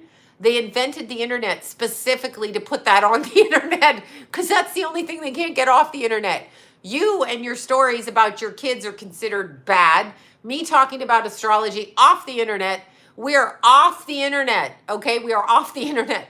But child corn can stay on the internet. So when you ask me the question about Pluto going from the 12th into your first, transiting, that is, so you're basically in Aquarius rising. That is going to bring about a personal change. I was born with a first house Pluto, and so I was given up for adoption, ending cycle. Coming into Aquarius like that, it means from your 12th, your past life predispositions, belief systems have been ripped apart, and going into the first house, you're coming across with a broader scope of what you will think, because it's in Aquarius, broader scope than Capricorn. Capricorn is traditional. So you were basically, Vatican is on fire. Let me look that up before I repeat that. Sorry for laughing. The gates of hell have opened up underneath the Vatican. If that's true. If it's not true. Okay, so anyway, the Pluto in the 12th in Capricorn is traditional belief systems coming from many, many, many, many, many. Oh, you had fetal syndrome. I'm sorry about that. I'm sorry about that. How does it affect you? Do you notice an effect? Do you notice a physical effect, like on your physicality? Because I know the ears. Oh, it's false news. Okay, damn it. Or did you notice something with your thinking, or do you have like ADHD or anything like that? Well, when Pluto crosses from the 12th into the 1st, it's going to allow you the freedom to redesign your belief systems. My mom drank when she was pregnant with me in the 80s. Yeah, a lot of people did that. I knew better. I knew better. I have an ear deformity and learning. Oh, Wendy, I'm sorry. You know what? Yeah, you can tell by the ears, the alcohol fetal syndrome. You can tell with the ears. Usually, if it's actually that, I'm sorry, but you're doing good. You're on the channel. You're typing. You don't have a learning disability. You learn differently. That's all. Disability. See, we got to label people. You have a disability. Yeah. Okay. So anyway, you're fine. Yeah, you don't have a disability. You learn differently. And that's it. And little ears are in. You can adorn them with earrings. You can put an ear cuff on. You can do all kinds of things to make those ears super the way you want to make them. Super cute. You can do it. Yeah, drinking. Why would anybody drink during being pregnant? I don't understand why anybody would drink while they're pregnant, right? Why would you do that? Why would you do any drugs while you're pregnant? Like they're drugs. Like, no. Don't do anything while you're pregnant. That way you will not worry if you did something while you were pregnant, because you'll be like, God, I had 2 drinks. I smoked weed. The baby's like a freak. Did I do something? Yeah, no one wants to look like Dumbo. That's right. I never took aspirin. I have huge earlobes. I never took anything either. I never took anything. Not a thing. I think she was, oh, honey, alcohol is demonic as shit. Alcohol is demonic as shit. She is, but you are perfect the way you came. You seem to be quite fluent in English language right here. So whatever learning disabilities you have, it's not showing up. Nobody would know about it. Some people have tiny ears. I just know one of the symptoms is that because I read up on it a lot because I dated somebody with it a long time ago. I may have even married them, which could explain their odd way of looking at things at that time, and their alcohol problems. So it's weird. Alcohol is severely destructive, so destructive on the body. Very destructive. I have Bobby. That's what my brother used to call me, Spock. And my ears are always on fire. I get allergic here. And look, I put this big onyx here and it just gets caught in everything. Everything gets caught. I find big ears attractive personally. See? Big ears are attractive. Small ears are attractive. Big mouths, small mouths, big butts, little butts, but no butt bleaching. Don't bleach your butt. Okay, getting back to them. I loved Keithy's ears when he were little. Keithy had the biggest ears, and I was in love with his ears and his freckles and his glasses. Oh my God. And Jason got my ears. Jason got some stubborn earlobes. I'm just saying, stubborn earlobes. Yeah, you know what? Even if you have small ears, you can make your beautiful face beautiful in every way. You can pump up the cleavage. You can put makeup on. You can tattoo yourself. You can distract from everything. God knows I do it all day long. Yeah. No, some people smoke weed pregnant. I wouldn't take anything pregnant. See, you have baby ears. I have baby ears? No, I have Spock ears. Look at, they're pointed. I have elf ears. I'm an elf. My birthday's next month, but Jason's birthday is on next Thursday. I'm 36 DD, cleavage enough. There you go. Double D's. Yes, cleavage enough. You have tiny elf ears. See, we all have different shaped ears. But I was going to say about the Kardashians, what they're designed to do, I feel, and it's a shame because every young girl watching TikToks and looking at everything is going to think that their bodies need to look like that. Huge problem. And every young girl is, there you go, Bobby and I are sisters from another time frame.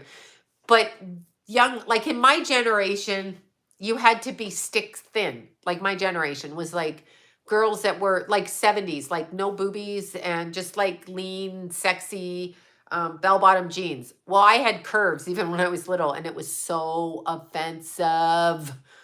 So fucking offensive. Oh, you're curvy. You think that's a compliment? Get the fuck away from me. I don't like that. So they say, I don't have a new tattoo. I just have Keithy. Keithy got scratched when I was walking. Ooh, and I talked to Ruger. Ruger is back home. So we're waiting for Ruger to get better again. So yeah. Don't feel bad for your son because he has petite hands and feet. That's not true about that. Or petite hands. That's not true. That's not true. I just didn't want to be curvy. I mean, I don't mind boobs, but I hate a big ass. Hate it on me, not on you. You be who you want to be. I don't like it. The thinner, the better. I much like that much better for me. So that's me. But you know, that's never going to be. It's never going to be. It's still not going to be. But the Kardashians go out there and they are there as social influencers to influence your opinion of how you look so that you feel fucking bad and you waste all your time trying to get plastic surgery, trying to do this, trying to get a man to love you because you don't think you look good. When I look at these young girls out here, they are beautiful. My kids brought home such beautiful girls, okay? Such beautiful girls. And their friends were beautiful and they're all beautiful. But the Kardashians would have you believe Twiggy is a dude. Well, okay, damn it. I like the eye makeup from the 60s. And I know Paige is so pretty. Paige is beautiful. Kenna is beautiful. All their friends are beautiful. Like all the girlfriends, the moms of my son's friend, all beautiful. All my friends are beautiful. Each of us has a different opinion of what we like, you know, in looks. Kenna has a way she likes to look. Paige has a way she likes to look. I have a way I like to look. There you go. And you still look pretty, Rosa. Bravo. I'm right behind you. I'll be 56. Yes, the Kardashians are there to distort the minds of young girls. Keep in mind, these young girls going to get a big ass butt, okay? So they're going wherever, and sometimes Tijuana, there's some good things there, and they're going to do that. So when the Kardashians switch their body type, what are these girls going to do with their whatever that is in their ass? Like, what are they going to do?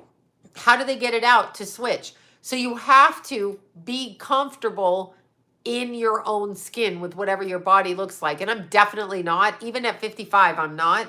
I'm okay because like I'm not 20. I don't have to have kids. I don't have to yeah, you can't even have natural noses. I get accused, oh my God. Hello, not a nose job. Keithy had huge feet. Jason has the same feet as his dad, I think. You're 74 and you're beautiful. Bravo, Margarita. Bravo. Yeah, when you're born beautiful, you're beautiful. But I can see the beauty in a lot of people. It's when your soul is ugly and you talk shit. I don't like you. Yeah, I care. I care if people. That's it. If you can call me stupid, I don't care. I'm like, whatever. I just always wanted to be pretty, but it's so interesting because trends change. So, for example, I can't wear ball bottoms because my legs are too big. So I cannot do that. It just looks really dumb on me. Like it's like big, thick legs. I can't stand it. So I have to wear tailored clothes. You have to know your body type. 71 and you're beautiful, cat. Happy birthday. You have to know your body type, right? Yeah, you have to do you. That's right. You have to do you. You just have to be who you are, your body type. So I always encourage, oh, thank you. Yeah, 55 is old. Like you're 68. I feel 55 is old. I'm tired, like I'm done, but I can't get, I'm not going to do anything, take myself off the planet, but I don't like it here. I don't know. I mean, it's whatever it is, but geez. Menopause is interesting. Menopause is really interesting. Yeah, I cannot wear bell bottoms, too short. And I'm almost like I'm literally 5'6" and I'm too short to wear them. So that's one thing if I could change would be my height. I would love to have been tall. Taller. Yeah, my arms are great, but they're not they're what do you call that? Thin arms. You know when you have thin arms? So anyway, yeah, my legs are too big. My legs. I've been called fat thighs my whole life. But you see, that's what I'm saying. Then you get these Kardashians, and I'm like, what the fuck figure is that? I got fucking yelled at for that figure with the thighs, right? I stopped getting my period when Keith died. I stopped getting my period the month that Keith died. So for me, 53. I was 53. I was getting my period like every month. I haven't had it in a year now. So technically I'm full on in menopause, which means I'm going to shrivel up. Shriveling up. But when Keith died, the month after Keith died, I stopped. That just stopped for me. I went into such trauma.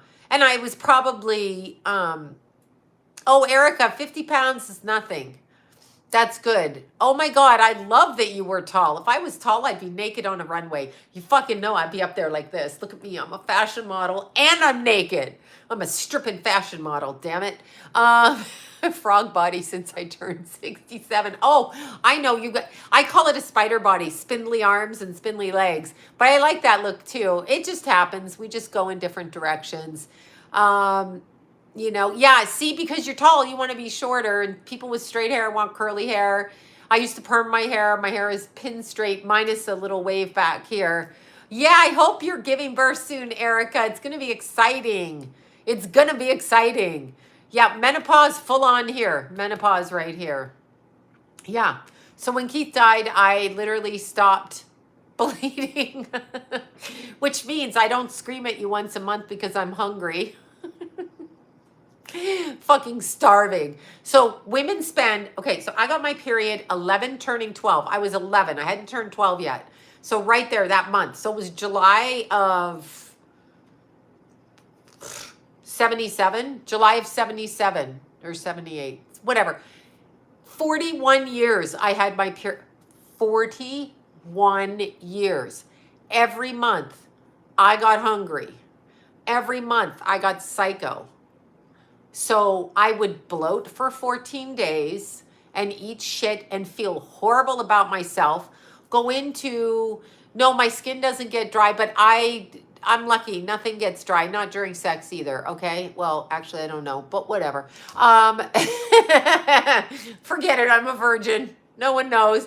Okay. So 41 years, I spent 20 of those days.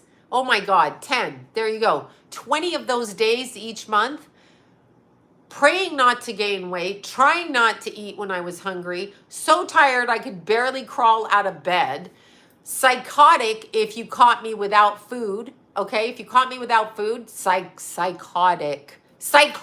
Like, get out of my way. I'm gonna fucking eat. Get out of my way. So hungry, hated John, didn't want to talk to the kids. Oh my God, did not want to talk to them. Hated everybody. The day I bled, I was like, oh my God, I love you. Rainbows and sugar.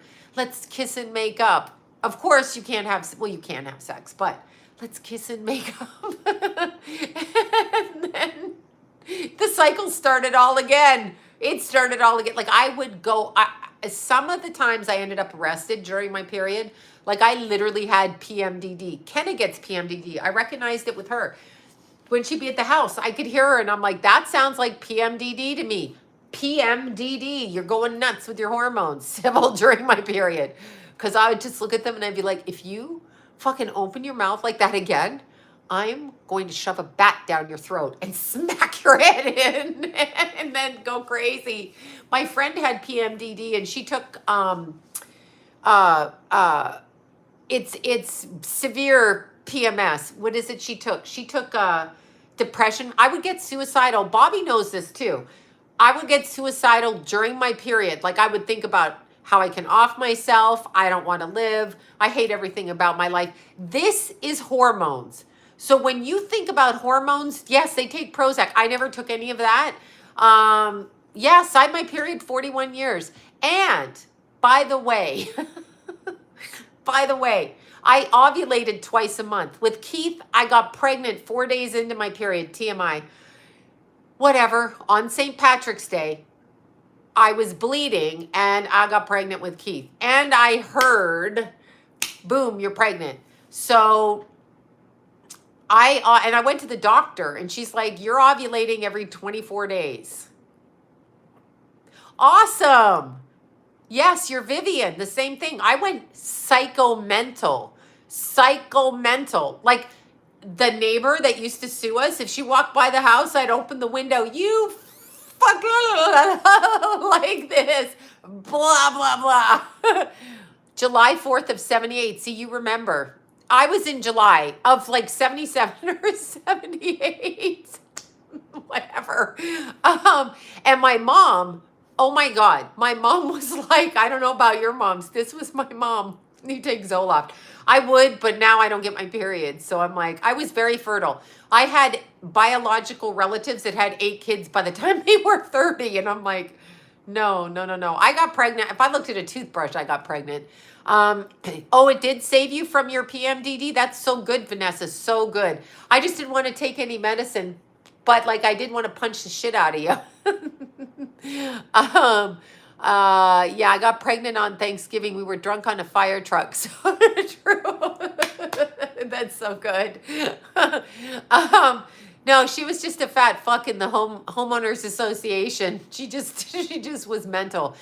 She was mental. She's still mental. She worked for the city of Burbank and everybody knows she's mental. She's mental, okay? I'm not the only one she sued. It's whatever. It's loser combination. Wait, the depot shot? I wouldn't do the depot shot. I'm not putting anything in my body that's stopping my period either. You got to cleanse your period, right? Oh, I got pregnant easily. I just didn't have all the kids I would have. I'd have like 16 kids. Sorry if people don't like that. But yeah, I got pregnant a lot, unfortunately. Yeah, I feel crazy too. I feel very crazy. Very, very, very, very crazy when I get my period. Very crazy. And I would literally bleed for 10 days. So nothing about my period was normal.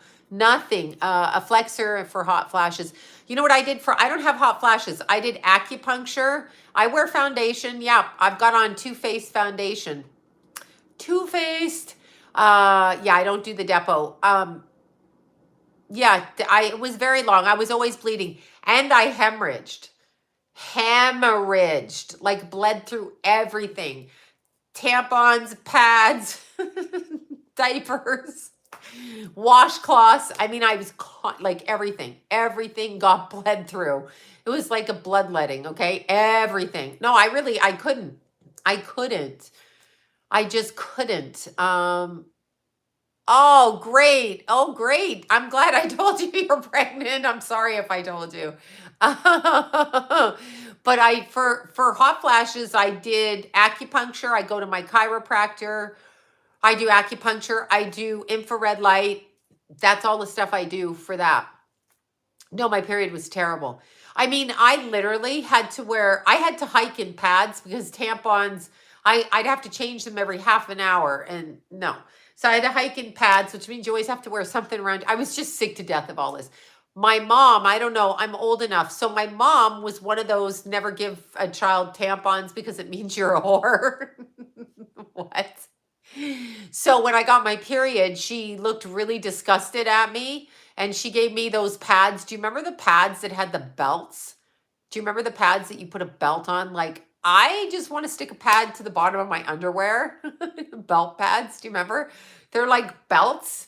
So not only did I have headgear with my retainer on my face that I had to wear to school, I also had a pad belt, okay? So I was whatever. So the pad belt, I was like, oh my God. And then she goes like this to me. This is all the information I got. She never fucking told me about a period, what it means, what happens. She went like this to me. Don't leave your dirty pads in the garbage. Take them out to the garage. The dog will eat them. And I was like, why would the dog eat them? I was so traumatized. I'm like, why? Why would the dog eat my pads? Well, we've come to know that the dogs do like the pads and the tampons and the cat shit in the litter box. I was like, why? Why does the dog want my pads? Oh my God. Yeah. Anyway, that's all the information I got. That's it. And then don't bring a baby home. Just go take care of it because I'm not raising a baby. That was the sexual advice I got. Keep your legs closed. It's like, I'm so confused. So yeah. Oh my God. You got pregnant on Valentine's Day. Yeah. I don't even know what to say. People can see the pads. They can. They can see when you're wearing Depends. They can see the pads. I know. She told me about the dogs, Bobby. I was like, why is my sweet little Julie want to eat my pads? What's wrong with her? She has kibble upstairs. And that's it. That's how hostile this woman was. Like she literally just threw that in my face. And I just went to bed and I was like, oh, I didn't even know how you could get pregnant. I mean, I knew you had to have sex, but I got no information. None. None. Tell your daughters about, I'm sure all you guys do. Tell your daughters about pads and periods and all of that. You got pregnant on Mother's Day. That's sweet. Tell your daughters about it. Tell them that although they want to avoid pregnancy, this was going around when my kids were in school. I've already said this. Tell them, yeah, someone might have been abusive to her, but I had to keep running out to the garage to put my pads out there. Of course she was jealous of me. I got my period and she was a psycho. But yeah, I believe she was jealous. Yes. But here's the thing. Tell your daughters, when my kids were in school, they would come home from school and they would be like, yeah, you don't have to get a girl pregnant if you have anal sex. I'm like, don't do that to a 13 or 14-year-old girl. Tell your daughters about that. Tell them about that shit because that's what the boys tell them in school. I don't want to get you pregnant, so I'm just going to go up the back door. Tell your baby girls no. Tell them no. They're going to have sex. We already know the baby girls are going to have sex. But tell them the truth about that. Tampon shortage. Oh my God. Here's how you get over the tampon shortage. As a stripper, we go out and make the money during our period. So I could never, you can't wear a pad on stage because, like, well, maybe you could. There's probably a whole perverse group of people that like that. But I used to wear a sea sponge. I know this is way too much. I'm sorry, men out there that never wanted to hear this information. No one put me on the pill. I tried the pill myself at 14 for a month, and I was like, I gained 10 pounds. I'm never taking it again. It just did not make me feel good. It puts you into a state of pregnancy, and I am not doing that. I am not doing that. No, you're not going to make me think I'm pregnant, so I'm psychotic. No. Anyhow, no, not a makeup sponge. I used a sea sponge. You can use them for makeup, but they are sea sponges. Like they're actual sea sponges. You boil them in hot water. You put them inside. They absorb all of your period. Those period cups are good too, I hear. I have never got around to using one of those. But you put the sea sponge in, and then you just, you know, all us girls had nails, so we grabbed the sea sponge out of there. And then you just, yeah, you just rinse them in hot water and put them back up. Exactly. That's what you do. That's what you do. So if they run out of tampons, use a sea sponge. Boil them once a night. Buy 3 of them. They're always fresh and they're non-toxic to your body. Tampons are toxic to your body. My girlfriend growing up, she would reuse her tampon. That's normal at 43 perimenopause. We start to go in our late 30s. Our hormones fluctuate and all kinds of things. My girlfriend growing up, their family was poor and there was like 4 daughters. And, well, poor or whatever. She would go to school, she would pee and never take the tampon out and reuse the tampon and all. Hello? No. No. You have to clean that thing every single time. Every single time. Yes, she did that all the time. She didn't have the money. Her family didn't pay for her. She was kind of neglected, I thought. I didn't do tampons after Keith. After that, I just didn't do that because they just don't. Why do strippers have to work when they're on their periods? Because they're probably on their schedule. They're probably scheduled into the club. You're going to be scheduled. I could never tell. My period came every 22 to 24 days. So I was round the clock in my period and psycho and hungry. You know, whatever. But you literally, what's an O-ring? That I think is birth control that goes right on the cervix, like the diaphragm. I'm not sure though. Oh my God. So basically, no, she didn't. And she never, I was just like, I know. I'm like, but tampons are like cotton. I have a thing with cotton. I just can't. So I did like the sponges. I used the sponges for a long time. Sea sponges. That's what I liked. Copper IUD. I had an IUD. They put an IUD, because the pill didn't work with me. I had an IUD at 14 that punctured my uterus and I got pregnant. So yeah. So that was that. Every stupid fucking thing that happened. Every stupid fucking thing that happened. So there, I don't like weird materials in my, I don't like the tampons. I see the point of the tampons. It's maybe more convenient than a big stupid pad, but at the end, you know, the last 10 years of my period, I literally, no, I'm talking about sponges for your period. These are sea sponges to absorb the blood. These are not sponge birth control. Yes, they're form-fitting. They form inside your vajayjay, and then you can run around with a little sea sponge like the sea creatures, and that's what you can do. No, they didn't drip. I'm telling you, I went on stage with them. These men are all out there looking at your whatever you got out on stage, and they're like, yeah, baby, throwing dollars, making it rain, and you're like, I have stomach cramps. I'm going to eat a bunch of French fries, and I have diarrhea, but it's okay. I'm still super sexy. Oh my God, the stupidity of it all. Yeah. Anyway, the cups. I heard the cups are really good. I haven't had a point to use the cups because basically I'm a shrinking woman now. Too clotty, too crampy. Exactly. They're the period cups. They just hold the cups. You just take it out and you just, no bleaching on the tampons. Yeah, they're trying to kill you. What if barnacles? No, you bleach them. And the period cups are really good, I hear. The cups were uncomfortable. Cut the tampon string. Well, yeah, you can cut it and tuck it in, but I just didn't want the cotton in my vagina. That's what I'm saying. I loved the C pads. They were so much easier So because the tampons sometimes come out too when you're on stage. We had a mirror. I still have a mirror by my front door. Only I don't bend over and look at what's between my legs. Every stripper in the strip club on their way out the door on stage, there was a look, and it was in the mirror between their legs. Pull the G-string down and look. Okay, now I'm giving you way too much information. It was literally pull the G-string down and check for any crotch barnacles, if you want to put it. Yeah, no, it's true. Strip clubs have a thing, right? I still have a mirror by my front door. Still, till this day, I keep a mirror by my front door. But I'm not checking. I'm not wearing a G-string and I'm not checking. I'm just looking to see if my outfit's see-through. That's it. I know, horrible periods, right? Yeah. So anyway, no, it's true. They gotta go. You gotta get familiar. When you're a dancer, you gotta know every part of your body inside and out, like it's second nature, because that's what you're doing. So it's a muffin check. Check the muffin on the way out. No, it's true. It's true. I'm sorry. I'm so like, what happened to me tonight? Full moon in Capricorn in the 5th coming up. Cup stays up there and catches blood. You pull it out and empty it. You can go in the sink, rinse it out, and put it back. I mean, that's great. You can put the blood in the toilet and then rinse it in the sink, right? So great. I'm so glad. The birth control that I used after my kids, I used a diaphragm, and that kind of bugged me a bit because I could feel it against my back because I had a tilted uterus. Too much information again. But anyway, it would hit on my back.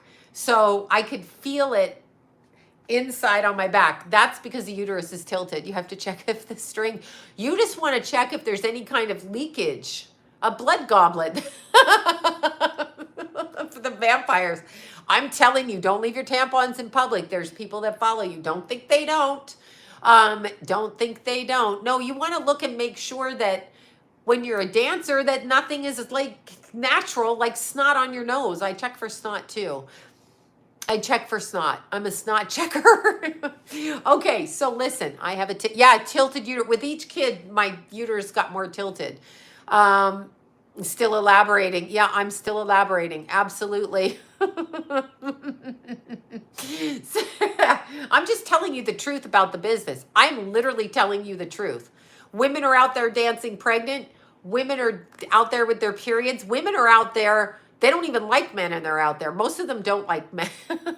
What is it like to be a stripper? I just explained that for 2 hours. My favorite food is Mexican. Awesome. I don't know what that means. You might be hot and spicy and you might get diarrhea if you're on stage, I guess. My friend had 8. She wanted more. Oh my God, good for her. I mean, she probably felt good pregnant. I actually was happy when I was pregnant. So happy when I was pregnant. Tilted pelvis. Yeah, that's what I had too. They had to kind of pull a little head out with a finger, pull the cervix open so the head could come out, the midwife, and do that. But yeah, that was fun. Imagine having runs well done. I know. Everybody though, girls in the change room, we know what's going on back there. You have no idea what goes on back there. You don't know what goes on in the change room. So much stuff in the change room, shaving this, smoking this, doing this, curling hair, like as if your hair matters. They don't care about your hair. They don't care about your hair. 23 kids from the same lady from my little town. Oh my God, that's a lot of children. So basically her husband refused to wear condoms and just kept knocking her up. It's okay if she loves her babies. You're not having kids. Carrie's like, I'm really glad I'm not having kids. Oh my God. Greek Orthodox. Yeah, that's a tough one. I mean, it's fine if they want to do it. There's nothing wrong with children. At the end of my life, the only thing I've done is have my children that mattered to me, really. Not marriage, not my work, nothing like having my children. It's actually the only relevant thing I've done. So it comes all down to, on a spiritual level, like what did you accomplish? And me, it was my children. So if people want to have a lot of children, they have accomplishments. Looking back on my life, nothing really mattered anymore. There's nothing I could say about my life except that my beautiful children were in it. That's it. That's it. And I think They do shit like the people are all about their money. I do wear Jaffra. I wear Mac and Jaffra. Absolutely. Go to Estelle Day Official or the official Estelle Day. Anyway, Estelle's my friend. Go look up her makeup. It's fantastic. Fantastic. My daughter has her period for a year. What can she do? Wait. Has had her period for a year. You should take her to the doctor. No pork over here. Oh my God. Yeah, the best thing I ever did, I know, I timeline jumped right out of my body. This time I'm hoping I don't run into stupid people. So like if someone talks to me and I'm like, oh God, I can tell when I've jumped a timeline for sure because I'm like, shit. Like I got sued, I got sued the paper. Okay, so listen to this, you guys. I know I'm not going to talk about who's on the lawsuit. So don't get bent out of shape. Anyway, they were nice enough to send me the tape of what I said because I can't the fuck remember 3 years back. Me and John listened to the whole tape and I'm only on it like 8 minutes over here and out of 3 hours, maybe 15 minutes, but in 2 different spots. I didn't say shit. I said nothing. The whole show was beautifully done on the dead woman, who I'm not mentioning, whose first name is Tracy. Anyway, the show was done beautifully, okay? Beautifully done, articulate from every guest, articulate, good. No one said anything, all right? No one said anything, but they stuck my name in there. I know I timeline jumped when that happened. That would have been in April because they did the lawsuit in April and it took them to July 4th to serve me because I kept going to the Grand Canyon. But here's what's interesting. So May, Mother's Day, I was in the Grand Canyon, right? And yeah, John and I fight like, our ear. And here's what I say to him: get out of my house. If you're going to open your mouth like that again, John, get out of my house. He used to tell me, don't let the door hit me on the ass. And I'm like, is that an ass crack or a door crack? I don't know what you're talking about. Okay, so in May, I went to the Grand Canyon and I went to Cappy's bridge, the bridge that he supposedly jumped off of while he was just sitting out there on the bridge, leaning into traffic as one of the Indian guards was driving to work and caught him on film. Random. Oh, thank you, Tracy. Fund. Sea sponge fund for women who don't need sea sponges anymore. Thank you for that, Tracy. Thank you so much. Fund. Back to Arizona I go. So I noticed the paperwork on the lawsuit says April 20th or 22nd. And then, so I was in the Grand Canyon in April, 2 days after that lawsuit was filed, actually. Then I went back twice in May. I went twice in April, twice in May. The last time I went in May, I went looking to, Tracy is very generous, very, very generous. I went in May looking to find the bridge that Isaac Cappy jumped off of, as reported, not allegedly, they reported it. No, I know they're not going to win. In fact, like, fuck you and your stupid lawsuit. Really, seriously, honestly. It's America. I never mention anyone's name. Shut up. I'm entitled to a psychic opinion and a spiritual opinion. And I don't believe the woman committed suicide. I don't believe Isaac did. I don't believe Jeffrey Epstein did. And I definitely do not believe Anthony Bourdain, Kate Spade, Chester Bennington, or Chris Cornell did either, or Robin Williams. None of them, okay? I don't. I'm sorry, I just don't. And looking back on it, like we discussed, I do not believe Ray Combs did either. Sorry, the beginning of that. I do not believe Mark Salas did. I do not believe, God, throw a name at me. I don't believe it. I don't believe it. And if you're going to sue me for my opinion, then you're going against my right to free speech. Whether you're married to the dead woman, you're the judge, the court, the whatever, I'm entitled to an opinion. And I spoke very, I listened to it. I spoke like how you speak when you pick up a feeling. And again, I got onto the radio show. I can't remember if I knew just before or what, but I got what I got. Like, it's what I do. And I said nothing. You know what they put in the court papers? And I'm going to tell you guys this. So anyway, the court lawsuit, which I will put up online just because I'm a bitch that way, okay? Like, I guess it's legal. No one's put a gag order on me. But here's the problem. In the lawsuit, they took the dialogue from the first 8 minutes, the first time, which was about 54 minutes into it, or an hour 54. I can't remember now. because I had to keep skipping ahead to figure out where I was. Then we re-listened to the whole thing. Anyway, anyhow, they put in there, Sloan said, and they quoted some of it, but not all of it, okay? So, like, get your quotes correct if you're going to sue me, first of all, you fucking idiots, okay? And I mean that. Do not waste people's time suing them, because here's the thing. Here's the fucking thing. Here's the fucking thing, okay? The fucking point of it, and I'm going to keep using the word fuck, it's my free right, and this is my channel, but here's the thing. When you start suing people frivolously, and they have to go out. I started talking to lawyers to ask them how much to respond because the judge is assigned. Do you know the lowest quote I got was $10,000? So they just want me to come up with $10,000. Nobody will write a letter just to answer. So you're supposed to answer the lawsuit. So this bitch went and answered it herself. I put one paragraph. To the judge, to the lawyer, to the court, because you know what the lawsuit said? If you don't respond in 20 days, $150,000 lien will be put on you. Well, some of these people don't own property. I own property.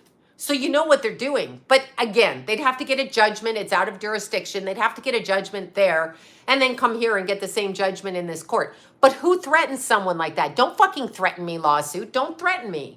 Don't fucking do that. The whole system is fucked up. Yes, these people being sued, there's 16 of us, are putting upwards of $10,000. They've got to be quoted on that. It's at least 5. I heard 5 from one.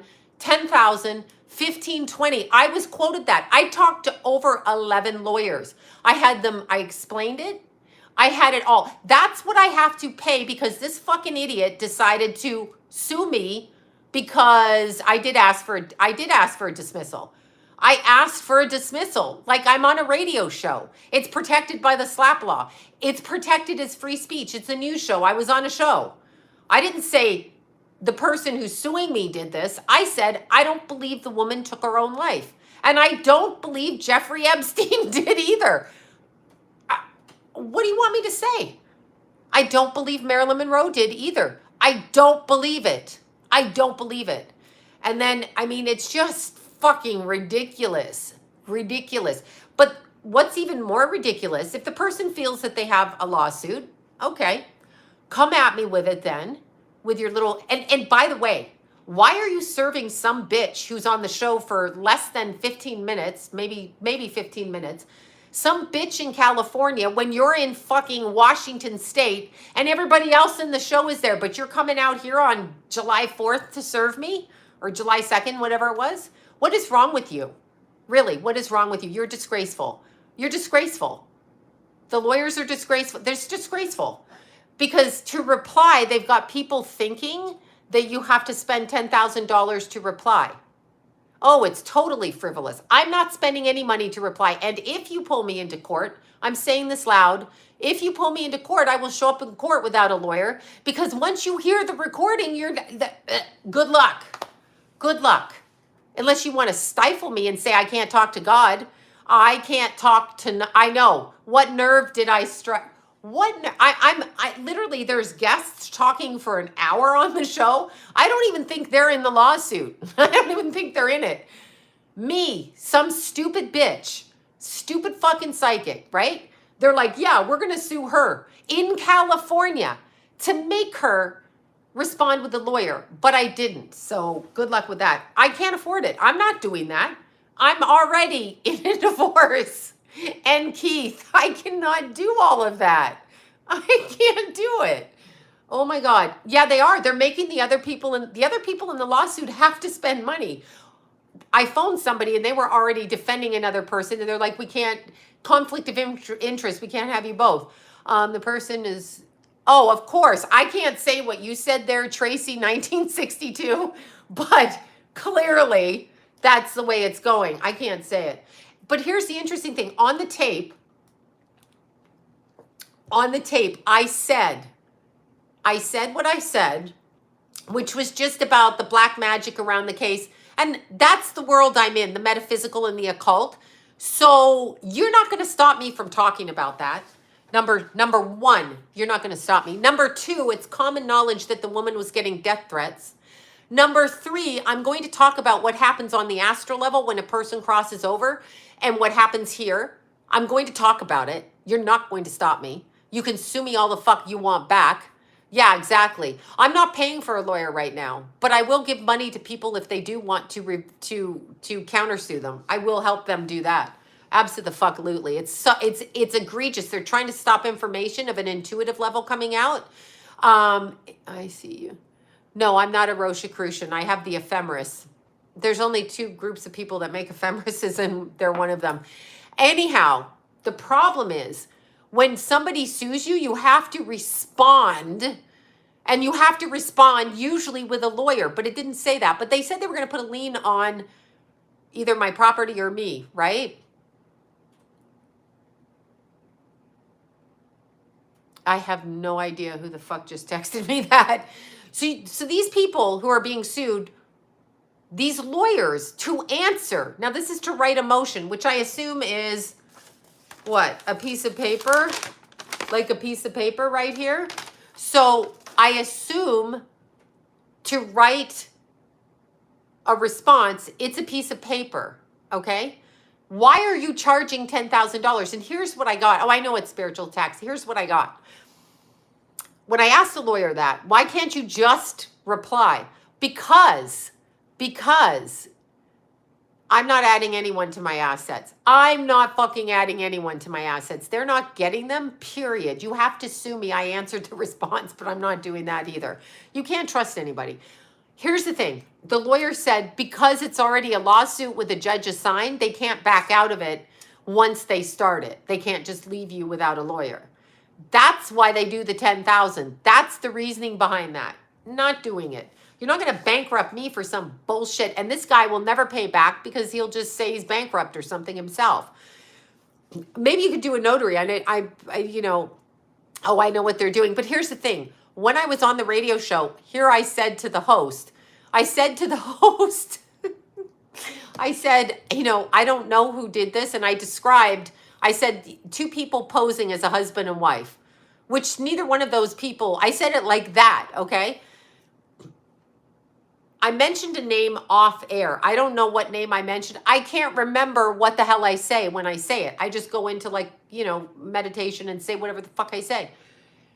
They put the part that I mentioned a name on the lawsuit. It's none of your business the name I mentioned off air. Whatever name it is I said, it's none of your fucking business. Don't put that in the lawsuit like it's a crime. What's wrong with you? You're a big loser. That's what it is. Loser. Like, what is wrong with you? You're trying to do this. Fuck you. Okay? Fuck you. And fuck you. I don't know what to say. It's really sad that people have to take money at this time when the C19's been on, and they have to take 5, 10, 15,000 and throw it at a lawyer to get them to reply to an idiot. Here's what should happen in the United States of America. The United States of America should say, if you're going to be the jackass who files a fictitious lawsuit that has no merit against whoever it is you file it against, you should pay all the fees. You should pay all the fees. You should pay all the fees. Why am I paying 5, 10, or 15,000 and quoted 20 and I didn't get quoted 5. I heard from someone else they got 5. Okay, so I was quoted 10 and 15 and 20,000, and I called Washington State and California and tried everybody in between. So no, I'm not going to be careful. I'm literally going to say what I think. I don't have to be careful. I'm allowed to speak my mind, and I'm speaking my mind. I think it's ridiculous that people are forced into a position of having to shell out money that they don't have, that they have to borrow in order to say that something is not what they did. That's ridiculous. Ridiculous. And then to get threatened with it being put on your assets after your child died. So here's one for the lawsuit. And I'm saying this publicly in case I end up getting killed. Okay? And I am saying that because I was getting death threats before Keith died. So I was getting death threats after I did that show where that person who's suing listened to that show, and then my son ended up run off the road. So did that have something to do with it? Because I don't know who fucking killed my son, right? So then my son ended up the same way as the dead woman, right? So my son ends up like that. So maybe you know about my son. Maybe you know about that, who ran my child off the road. Maybe you fucking know who did that, who scared him off the road, who drove into him. Maybe you fucking know that, right? Because I got the death threats. So don't act like you're the only one in this field that happened. And don't act that it's so crazy for me to think that, because remember when I did the Nipsey Hussle video, I was getting all kinds of death threats. And, and that guy stalking me on Mount Wilson, acting like he didn't know who I was, and showing me the Nipsey Hussle tattoo, and then telling me to keep my mouth shut with a boxer dog, and then the second guy with a boxer dog, right? So that happened, but here's even weirder. So let's jump ahead a little bit farther. Isaac Cappy died in Arizona on a bridge, according to their state police records, right? Right. So I'm not saying anything slanderous there. Apparently, Isaac Cappy was so fucked in his head, he was right next door to the Grand Canyon, and he thought, I'm going to jump off this piddly-ass bridge and let this guard take my picture on the way by on his car video cam. Then I'm just going to jump off this bridge and make a big splash going 20 feet down on a really, really boring bridge, as opposed to going to the Grand Canyon. But I can't speak for how he was thinking, because I don't know. Here's what I do know. They do have voice-to-skull technology, which is what I said in my video. And it was really weird, because before he did that, he met with the woman that I'm being sued about for talking about her on the show, which, by the way, they asked my opinion 5 days after she passed, and I gave it. I meditated and I gave it. She and Isaac Cappy met by the Grand Canyon, okay, by the Grand Canyon, and exchanged information. And suddenly, within May and July of 2019, 2 people are dead by their own hands, allegedly. Okay, allegedly. All right, 2 researchers into ritual abuse of people under the age of 2 months old, etc. You know what I'm saying? However old they are, ritual abuse. These 2 people passed away just like that. So in May, I'm in Arizona. I put a post on my Instagram about that bridge because I found it absurd. I know he didn't jump off that bridge. That's my personal opinion, allegedly, okay? I don't feel like he did. I just looked at it, I got a different feeling.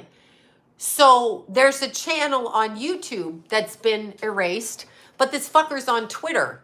And he starts posting about what I said about the woman and Isaac Cappy on Twitter. And Tom Hanks did it. Yes, I know all about that. Allegedly. Anyway,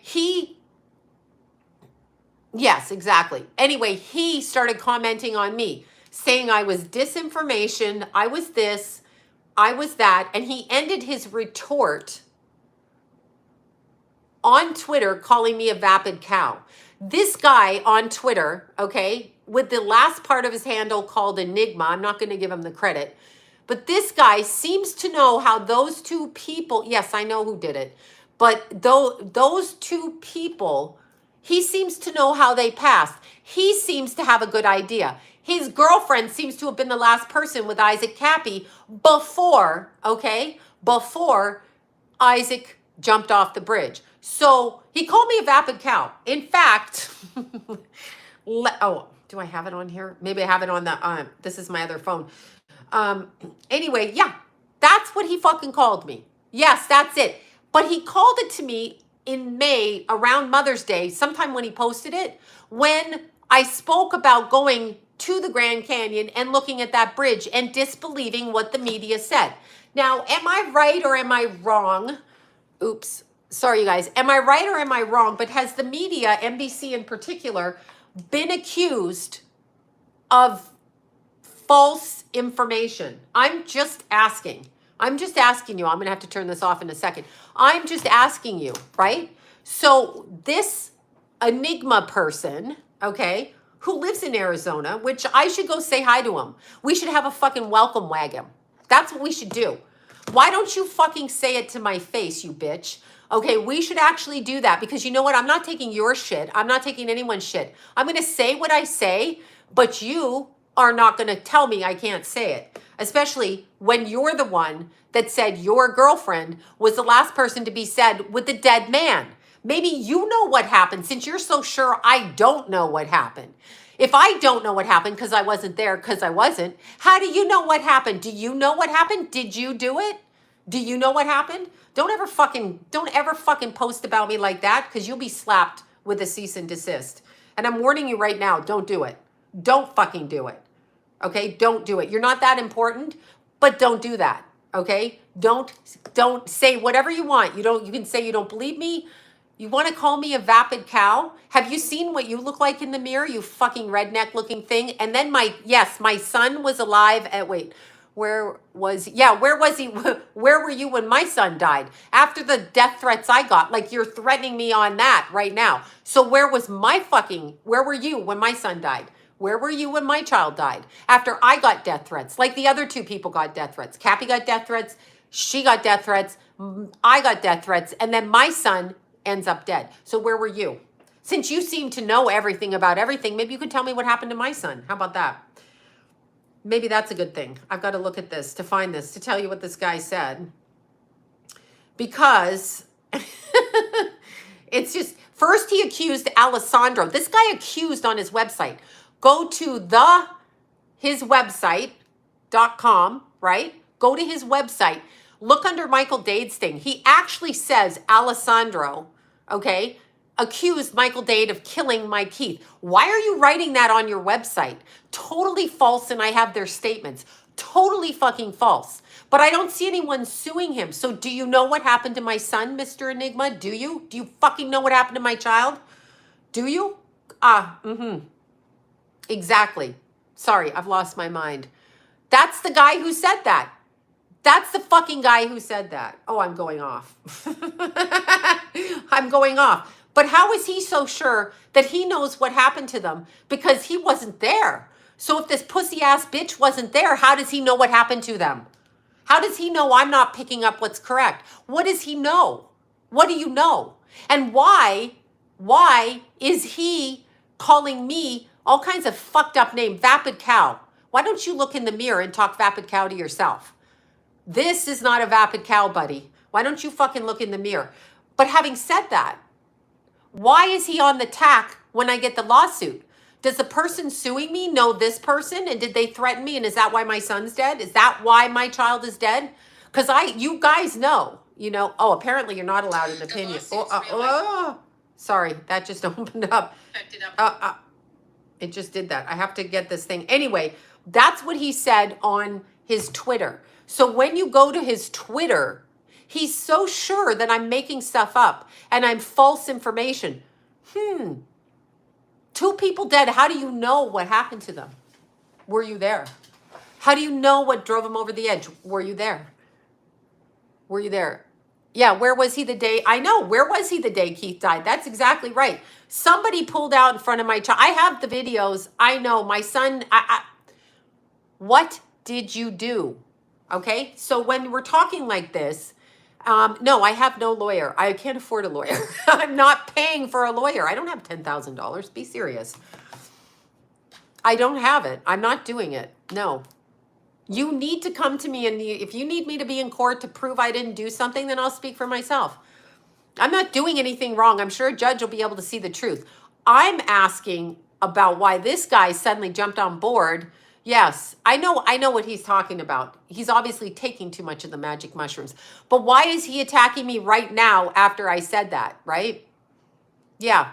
Yeah, maybe the accuser knows. Exactly. Because they're talking about she was getting death threats. Well, I was getting death threats.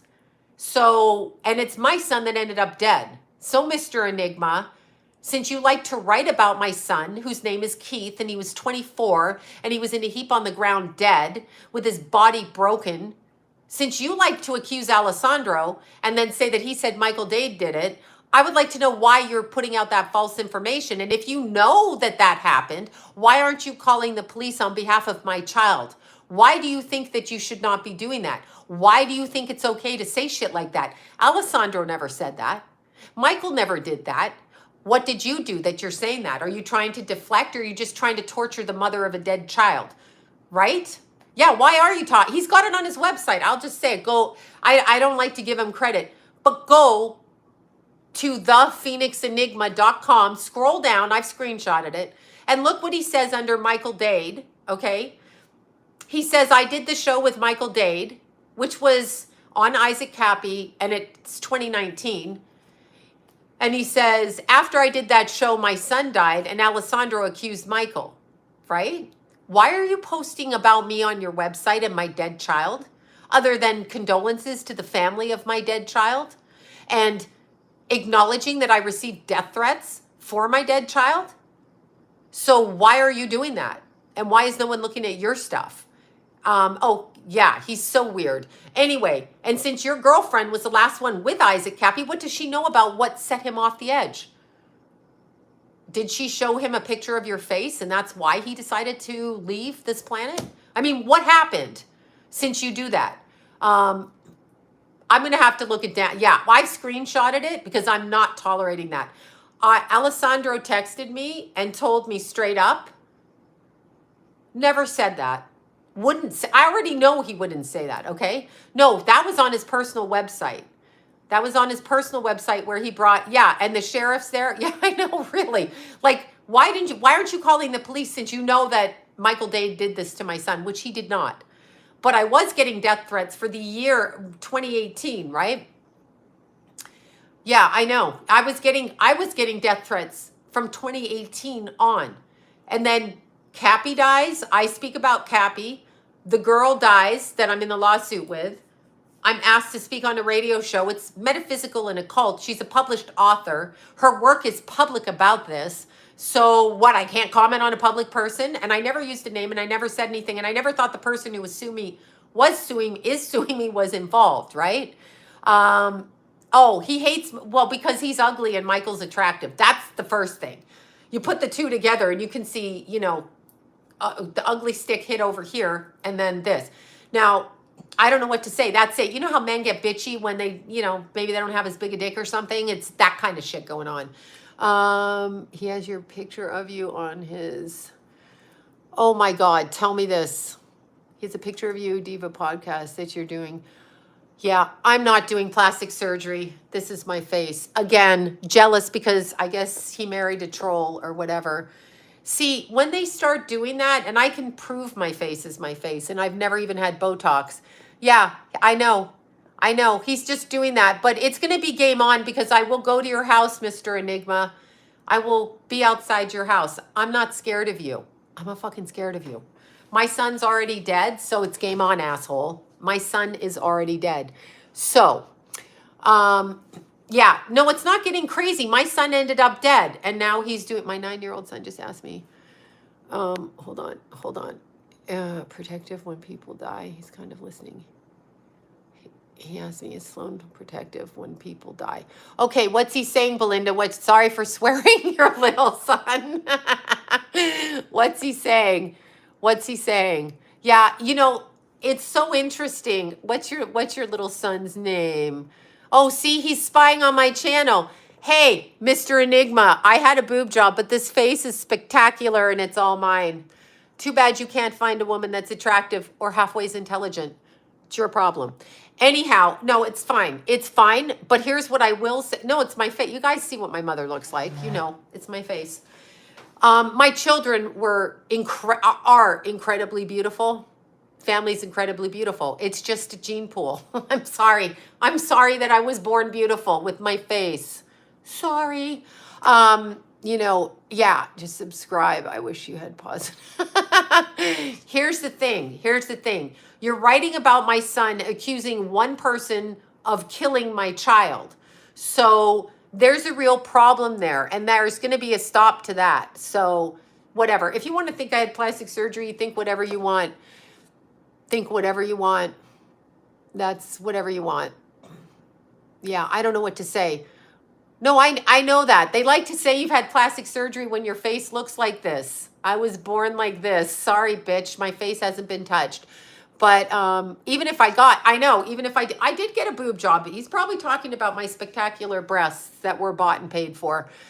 That's technically plastic surgery, but they always go for the face because they don't know people because they're from the fucking troll hill. Anyway, no, I know what he's doing. Here's the thing. The problem is I do take care of myself. I don't drink. I don't smoke. I don't do, even if you did. Yeah, no, I know lots of people. Well, technically, I wear retainers. So that's cosmetic surgery on your teeth. The problem, I don't know what he's under on my channel here. The problem is when you accuse somebody of killing my son, that's a fucking problem. I don't care what you say about me, but when you put that on your website about my son, then you must know something about my son. And if this is all over Isaac Cappy, maybe Isaac Cappy death should be looked into since you know so much about it. So I don't know why no one's looking into Isaac Cappy's death. But you're never going to stop me from making money, being successful, because I've been doing my work for 40 years. I've had a reputation for 40 years. You will never stop me. You will never stop me. Ever. Sorry, bitch. Not going to stop me. There's nothing you can do to stop me. Never. Because way back. Wait, what are you talking about? Your heart attack. He was 55. Oh my God. Hold on. Wait, I thought, oh, because he was 55. That's shit. Panic can lead to a heart attack. That can actually be something like that. Anyway, to the YouTubers that have a problem with the fact that no matter what I do, I'm successful, that's your fucking problem. Sounds like a you problem. Seems like a you problem. Seems like a you problem. Anyway, come to California, bitch. Come here. Come to California. Do it. Show up at my door. Show up at my door. Show the fuck up at my door. You fucking pussy ass bitch. You heard what I said. Yeah, exactly. I know, pussy. I know. Cappy's death needs to be looked into now since this guy's girlfriend was there and this guy is so sure I don't fucking know anything psychically. If you're so fucking sure I don't know anything psychically, then you must know what I don't know. And I'll be wrong. I'll be a fake psychic. I'll be whatever you say. But what do you know? What do you know, bitch? Yeah, that's right. Anyway, no, seriously. I'm like, fuck you. I know he's not relevant. He had to, I don't know what he did with his channel, but dude, get a fucking life. They're completely going after me. It's funny, but I have God. I pray to God. In the name of Jesus, amen. Now, let's talk about that. People like him probably don't believe in God, so let's talk about the way that you can... I am locked and loaded. Are you kidding? You think my Jason's going to fucking let anybody near me? Do you think my Jason's going to let anyone near me? Yeah, no. Anyway, it's never going to happen. And you don't want to mess with my Jason. No, you just don't. You just don't. He takes no prisoners. So, okay, so here's, may I ask what your channel's about? It's absolutely the fuck about nothing.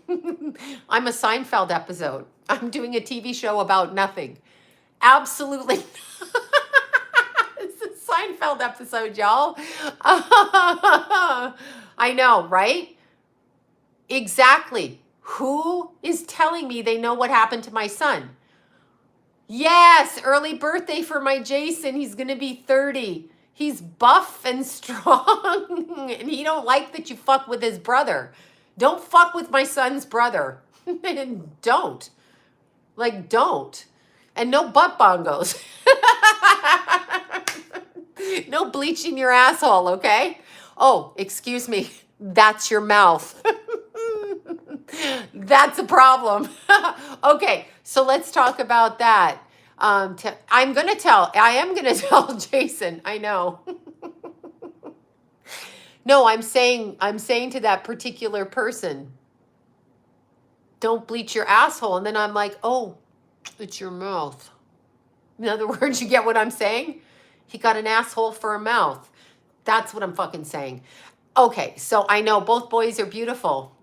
I know, Keith, I know, right? You should be careful on the other side. But Ladies and gentlemen who've heard way too much about bleaching assholes and periods, here's the thing. Here's the thing. Happy birthday. Oh, and your daughter turned 21. Happy birthday. Okay, no, Jason, John, fucking John would, listen. One thing about John is you don't fuck with his wife, okay? Ex-wife, baby mama, whatever you want to call me. And you don't fuck with his Keith. You don't write bullshit about his son, his dead son, because you just don't do that. So just know that. And that's a legal thing, to accuse someone of killing and murdering my child and saying that they said it about this person. That is actually a legal thing. So there's something wrong with your head. I never said any such thing on the radio. I said, I don't believe they committed suicide. And once again, I'm going to say this for the people in the back or the retarded people. I don't believe they took their own life. I'm sorry. I just don't. I don't believe any of the people did it. I just don't believe it. Sorry. I don't believe it. Okay. I don't believe it. Okay. So here's how you get rid of this. Yeah, he does. I know, Keithy. I don't have to be careful. I don't care if you kill me. You already got my son, but you're not going to get away with it. So if you come after me, just remember, California, we're locked and loaded here. Yeah. Right, Lula? Look, Lula's come to visit. Okay, so here's what you do. People should wear makeup and see. Wait, people should wake up. I'm like, what about the makeup? Okay, here's the thing. I'm not even worried about it. I'm not even worried about it. I don't even know what to say. These peanuts are making me thirsty. These peanuts are making me thirsty. George and Kramer. I know exactly where you're coming from. George and Kramer. Oh, God. I'm sorry. I'm sorry. Yeah, Lulu, where'd she go? Okay, so what we do when you're under the umbrella of God, in the name of Jesus, amen, they can't hurt you. You know, they cannot hurt you, Tom. Yeah, oh, you don't like him either. Come on, Lou. There she is. Aw, there's Lulabelle. There she is. Hi, Luli. Hi. Yeah, there's Lula. I can't spare a square. I'm sorry. I can't spare a square. I can't spare a square. I can't spare a square. I'm sorry. I've lost my mind. I know she's getting so big. I know she's a year now in July. They told me she's a Leo, but I think she's a Cancer because when they told me she was a Leo, she was actually like 3 weeks older, and I'm pretty sure she's she wants eye contact. Oh, well, at least she wants eye contact. Yeah, she's really pretty. She's so pretty. I was in the process of getting her one of her siblings before Paige's aunt died. My boy just turned 30. Oh, 92 boys. Happy birthday to yours. Wow, I'm eating peanuts. It's pretzels. These pretzels are making me thirsty. That's what it was. Oh my God. Thank you guys so much. She's hungry. I know. She loves me. She's sweet. She's pretty vicious kitty. He said he was going and he didn't know if he'd be back. It sounded to me like he was planning to fake his death. I know Michael Dade is under that philosophy that it is a whole thing. Go to Michael's page and listen to what he says. In the name of Jesus, amen. The sign of the cross. Anyway, yeah, so I'm just wondering, I'm offended. I can't imagine how Sloan feels back. You know, every day I get called. I've been told for years how my face isn't my face. I'm used to it. I was told this when I was 10. I was told this all the time. You can see I don't have Botox. Look, this is what 55 looks like. Look, y'all. This is, you can see, it's my nose with makeup. So Jason's got my nose and Keithy got my nose. Anyway, this is like what an attractive person looks like at 55 who hasn't ravaged their body being a fat slob with drugs and alcohol and smoking the hookah pipe. That's all I'm going to tell you. I just don't do that. So I'm not high. And this is what I look exactly like my mom. Exactly. Identical to my mom. Sorry. Go yell at her. I'm not apologizing for my looks, and you're not going to say I had plastic surgery on my face. You can say on my boobs because I did. But I mean, why are we talking about boob jobs? Like, I'm sure you watch porn. They all have boob jobs. Like if you don't like women with boobs, then go find one with no boobs and that'll be fine for you, right? Whatever. Yes, I am 55. I know the haters get no soup, right? I did talk about the guide stones. I think they're hiding truth about what's going on. I look exactly like my mom. I tell people that. My son looks like me. Like it's just a thing. We have this nose. Jason has exactly my nose. Usually they go after my nose, or maybe they don't know what European people look like. Maybe they're just, from the trailer park that they may have visited on the night that those two people met. They could have visited then at the trailer park. You know how that goes. Look at my beautiful boy. Like somebody ran that child off the road. Look at him. This was 2018. Yeah, you don't have to have, I haven't done lip fillers. I draw outside of my lips. There's a look. That's my boy that you accused of Michael Dade killing. Just saying, get real. And you accused Alessandro of saying it. So you threw this one under the bus to say he said that about that one, none of which happened, which is psychotic, by the way. There's beautiful Keith. And beautiful Keith is so beautiful because he comes from two beautiful parents. Keith is 6'4". Keithy was, let's see, he was 24 when he died in 2020. So he would have been 22 here. This was Christmas morning. And I just come in from running and I threw, this is my running outfit. Anyway, he wanted to take a picture and he looks like his dad. I know, I always told him that. He's got Grandma Kay's nose. Keithy got Grandma Kay's nose. But he's got my face here. Anyway, this is what Vikings look like. Irish Vikings, okay? This is what we look like. Get used to it. Sorry if you can't handle. Anyway, yeah, little Keithy was 6'4". Jason 6'3". Keithy was they got me Nespresso for Christmas. Oh yeah, John's 6'2". Yeah, John is 6'2", and Jason is slightly taller than John, and Keithy was slightly taller, and Jimmy was slightly taller. So yeah, of course they're handsome. They haven't had plastic surgery. It's gonna come, you're gonna have the gene pool. It's the combination. That's why you look like a troll, because your parents look like trolls. Just saying, to the person we're talking about here. Yeah, so Keithy was so sensitive. Oh, I'm sorry, Julie. Oh my God, I'm so sorry. Yeah, that's horrible. Yeah, tall boys. I'm not that tall. John's side of the family, I think, is tall, but I don't know who my dad is. I don't know who my dad is. Oh, yeah. Yeah, right? I mean, whatever. But these people are so crazy online. But here's what I say. Come to my house. Because I'm going to be posting this for Keith's, the anniversary of Keith's passing. The anniversary of that. Let me see. I've got some of the cars on tape here. Like, were you driving one of those cars that pulled out in front of them? I mean, I don't know what to say. But I have all the video footage. And, like, if you want to accuse someone of doing this, like, the footage is atrocious. And I don't think you should be putting that online. Like, who does that about someone's dead son? Really? And yet, am I suing your dumb ass? Like, I'm getting sued for a conversation about a person who I don't think took their own life. It's unbelievable. Anyway, I was looking for this one picture. Yeah. So that's Keith's death corner thing that day, right here. Right there. So, like, why are you talking about my dead son on the road? Why are you talking about him like that? And why are you accusing my friend? You don't think Michael and I were friends? You think that my friend's going to kill my son? Why is my friend killing my son? He's not. Why are you saying that? So this dumb idiot thinks I didn't know Michael before that. That's interesting. That's interesting.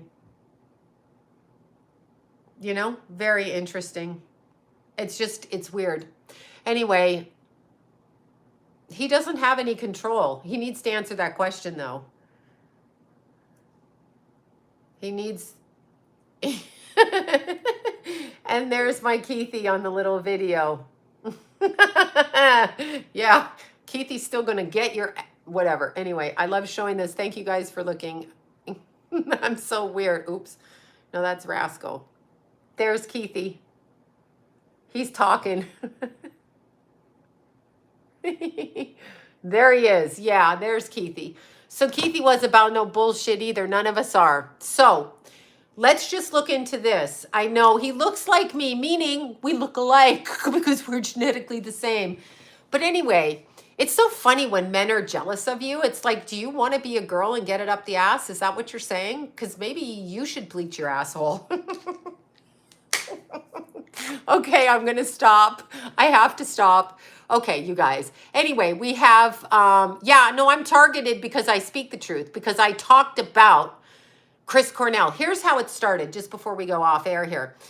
In 2018, I had my YouTube channel up. I never used it. I had my Montel appearance from 2008 up there, and I never used YouTube. I didn't really understand it. Anyway, I got a call after Chris Cornell died from one of his friends, because I'm friends with people in the music industry. Okay, so I have a lot of very well-known friends in the industry. And as I was doing the reading on Chris Cornell, it occurred to me that he too did not take his own life. So I said to my friend while reading him, this is not how it's coming through to me. Okay. And so I started talking to Keith about the pedophiles and all of this. And Keith said, Mom, do a video on it. And I said to Keith, I think I was 2018. So I'll be 56. So I think I was like 51 or 2. 51, turning 52. I said, Keithy, I'm too old. I look just like a troll. I don't want to go on there. I don't want to do it. Keithy says to me, Mom, just no one cares what you look like. And I told you the story. He showed me Enoch 777 site. Keith liked Enoch 777.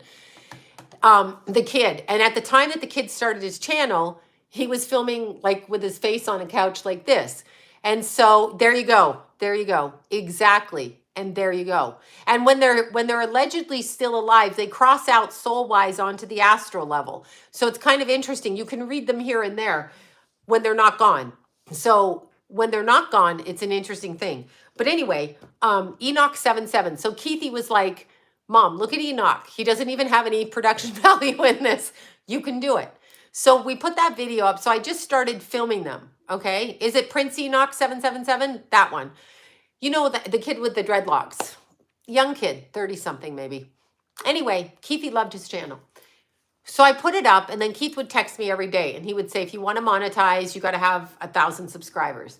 And then when I got pissed off when people comment, Keithy goes, Mom, yeah, Enoch 77, there you go. Keithy goes, Mom, do you think Kobe answers these idiots back? He's too busy, Mom. And I'm like, okay, but I'm not Kobe, and I don't know what you're talking about. And Keithy goes, don't answer the bitch back. The more they talk about you, the more popular you're going to get. So Keithy, okay, Keithy said to me, that's how you're going to build your channel. And the last text I got from Keithy is, Mom, they're arresting the pedophiles. So my son helped me do this. You can't remove what God wants seen. So go ahead and blather on all you want. It may be a game that Isaac played. It could be very, very, very much a game that he played, and maybe they don't want anyone talking about him because their little game going to be found out. You can look on Michael Dade's channel for that, because he's talking about that. So you can do that. Yeah, Keith did. Keith told me not to worry. Keith told me not to worry about any of this, and that's what Keith told me. And he literally told me that. So yes, and it started with Chris Cornell, and it started when I talked to one of his friends after he died, 3 days after he died. It started with that. That's what triggered me. So that's what happened. Yeah, so that's it. That's how this started. I can't help it. Like the psychic work I've been doing since I'm 17. I don't think you're really gonna like shut me up from doing my psychic work. Oh, thank you. Thank you for that. Yeah, Keithy was so good.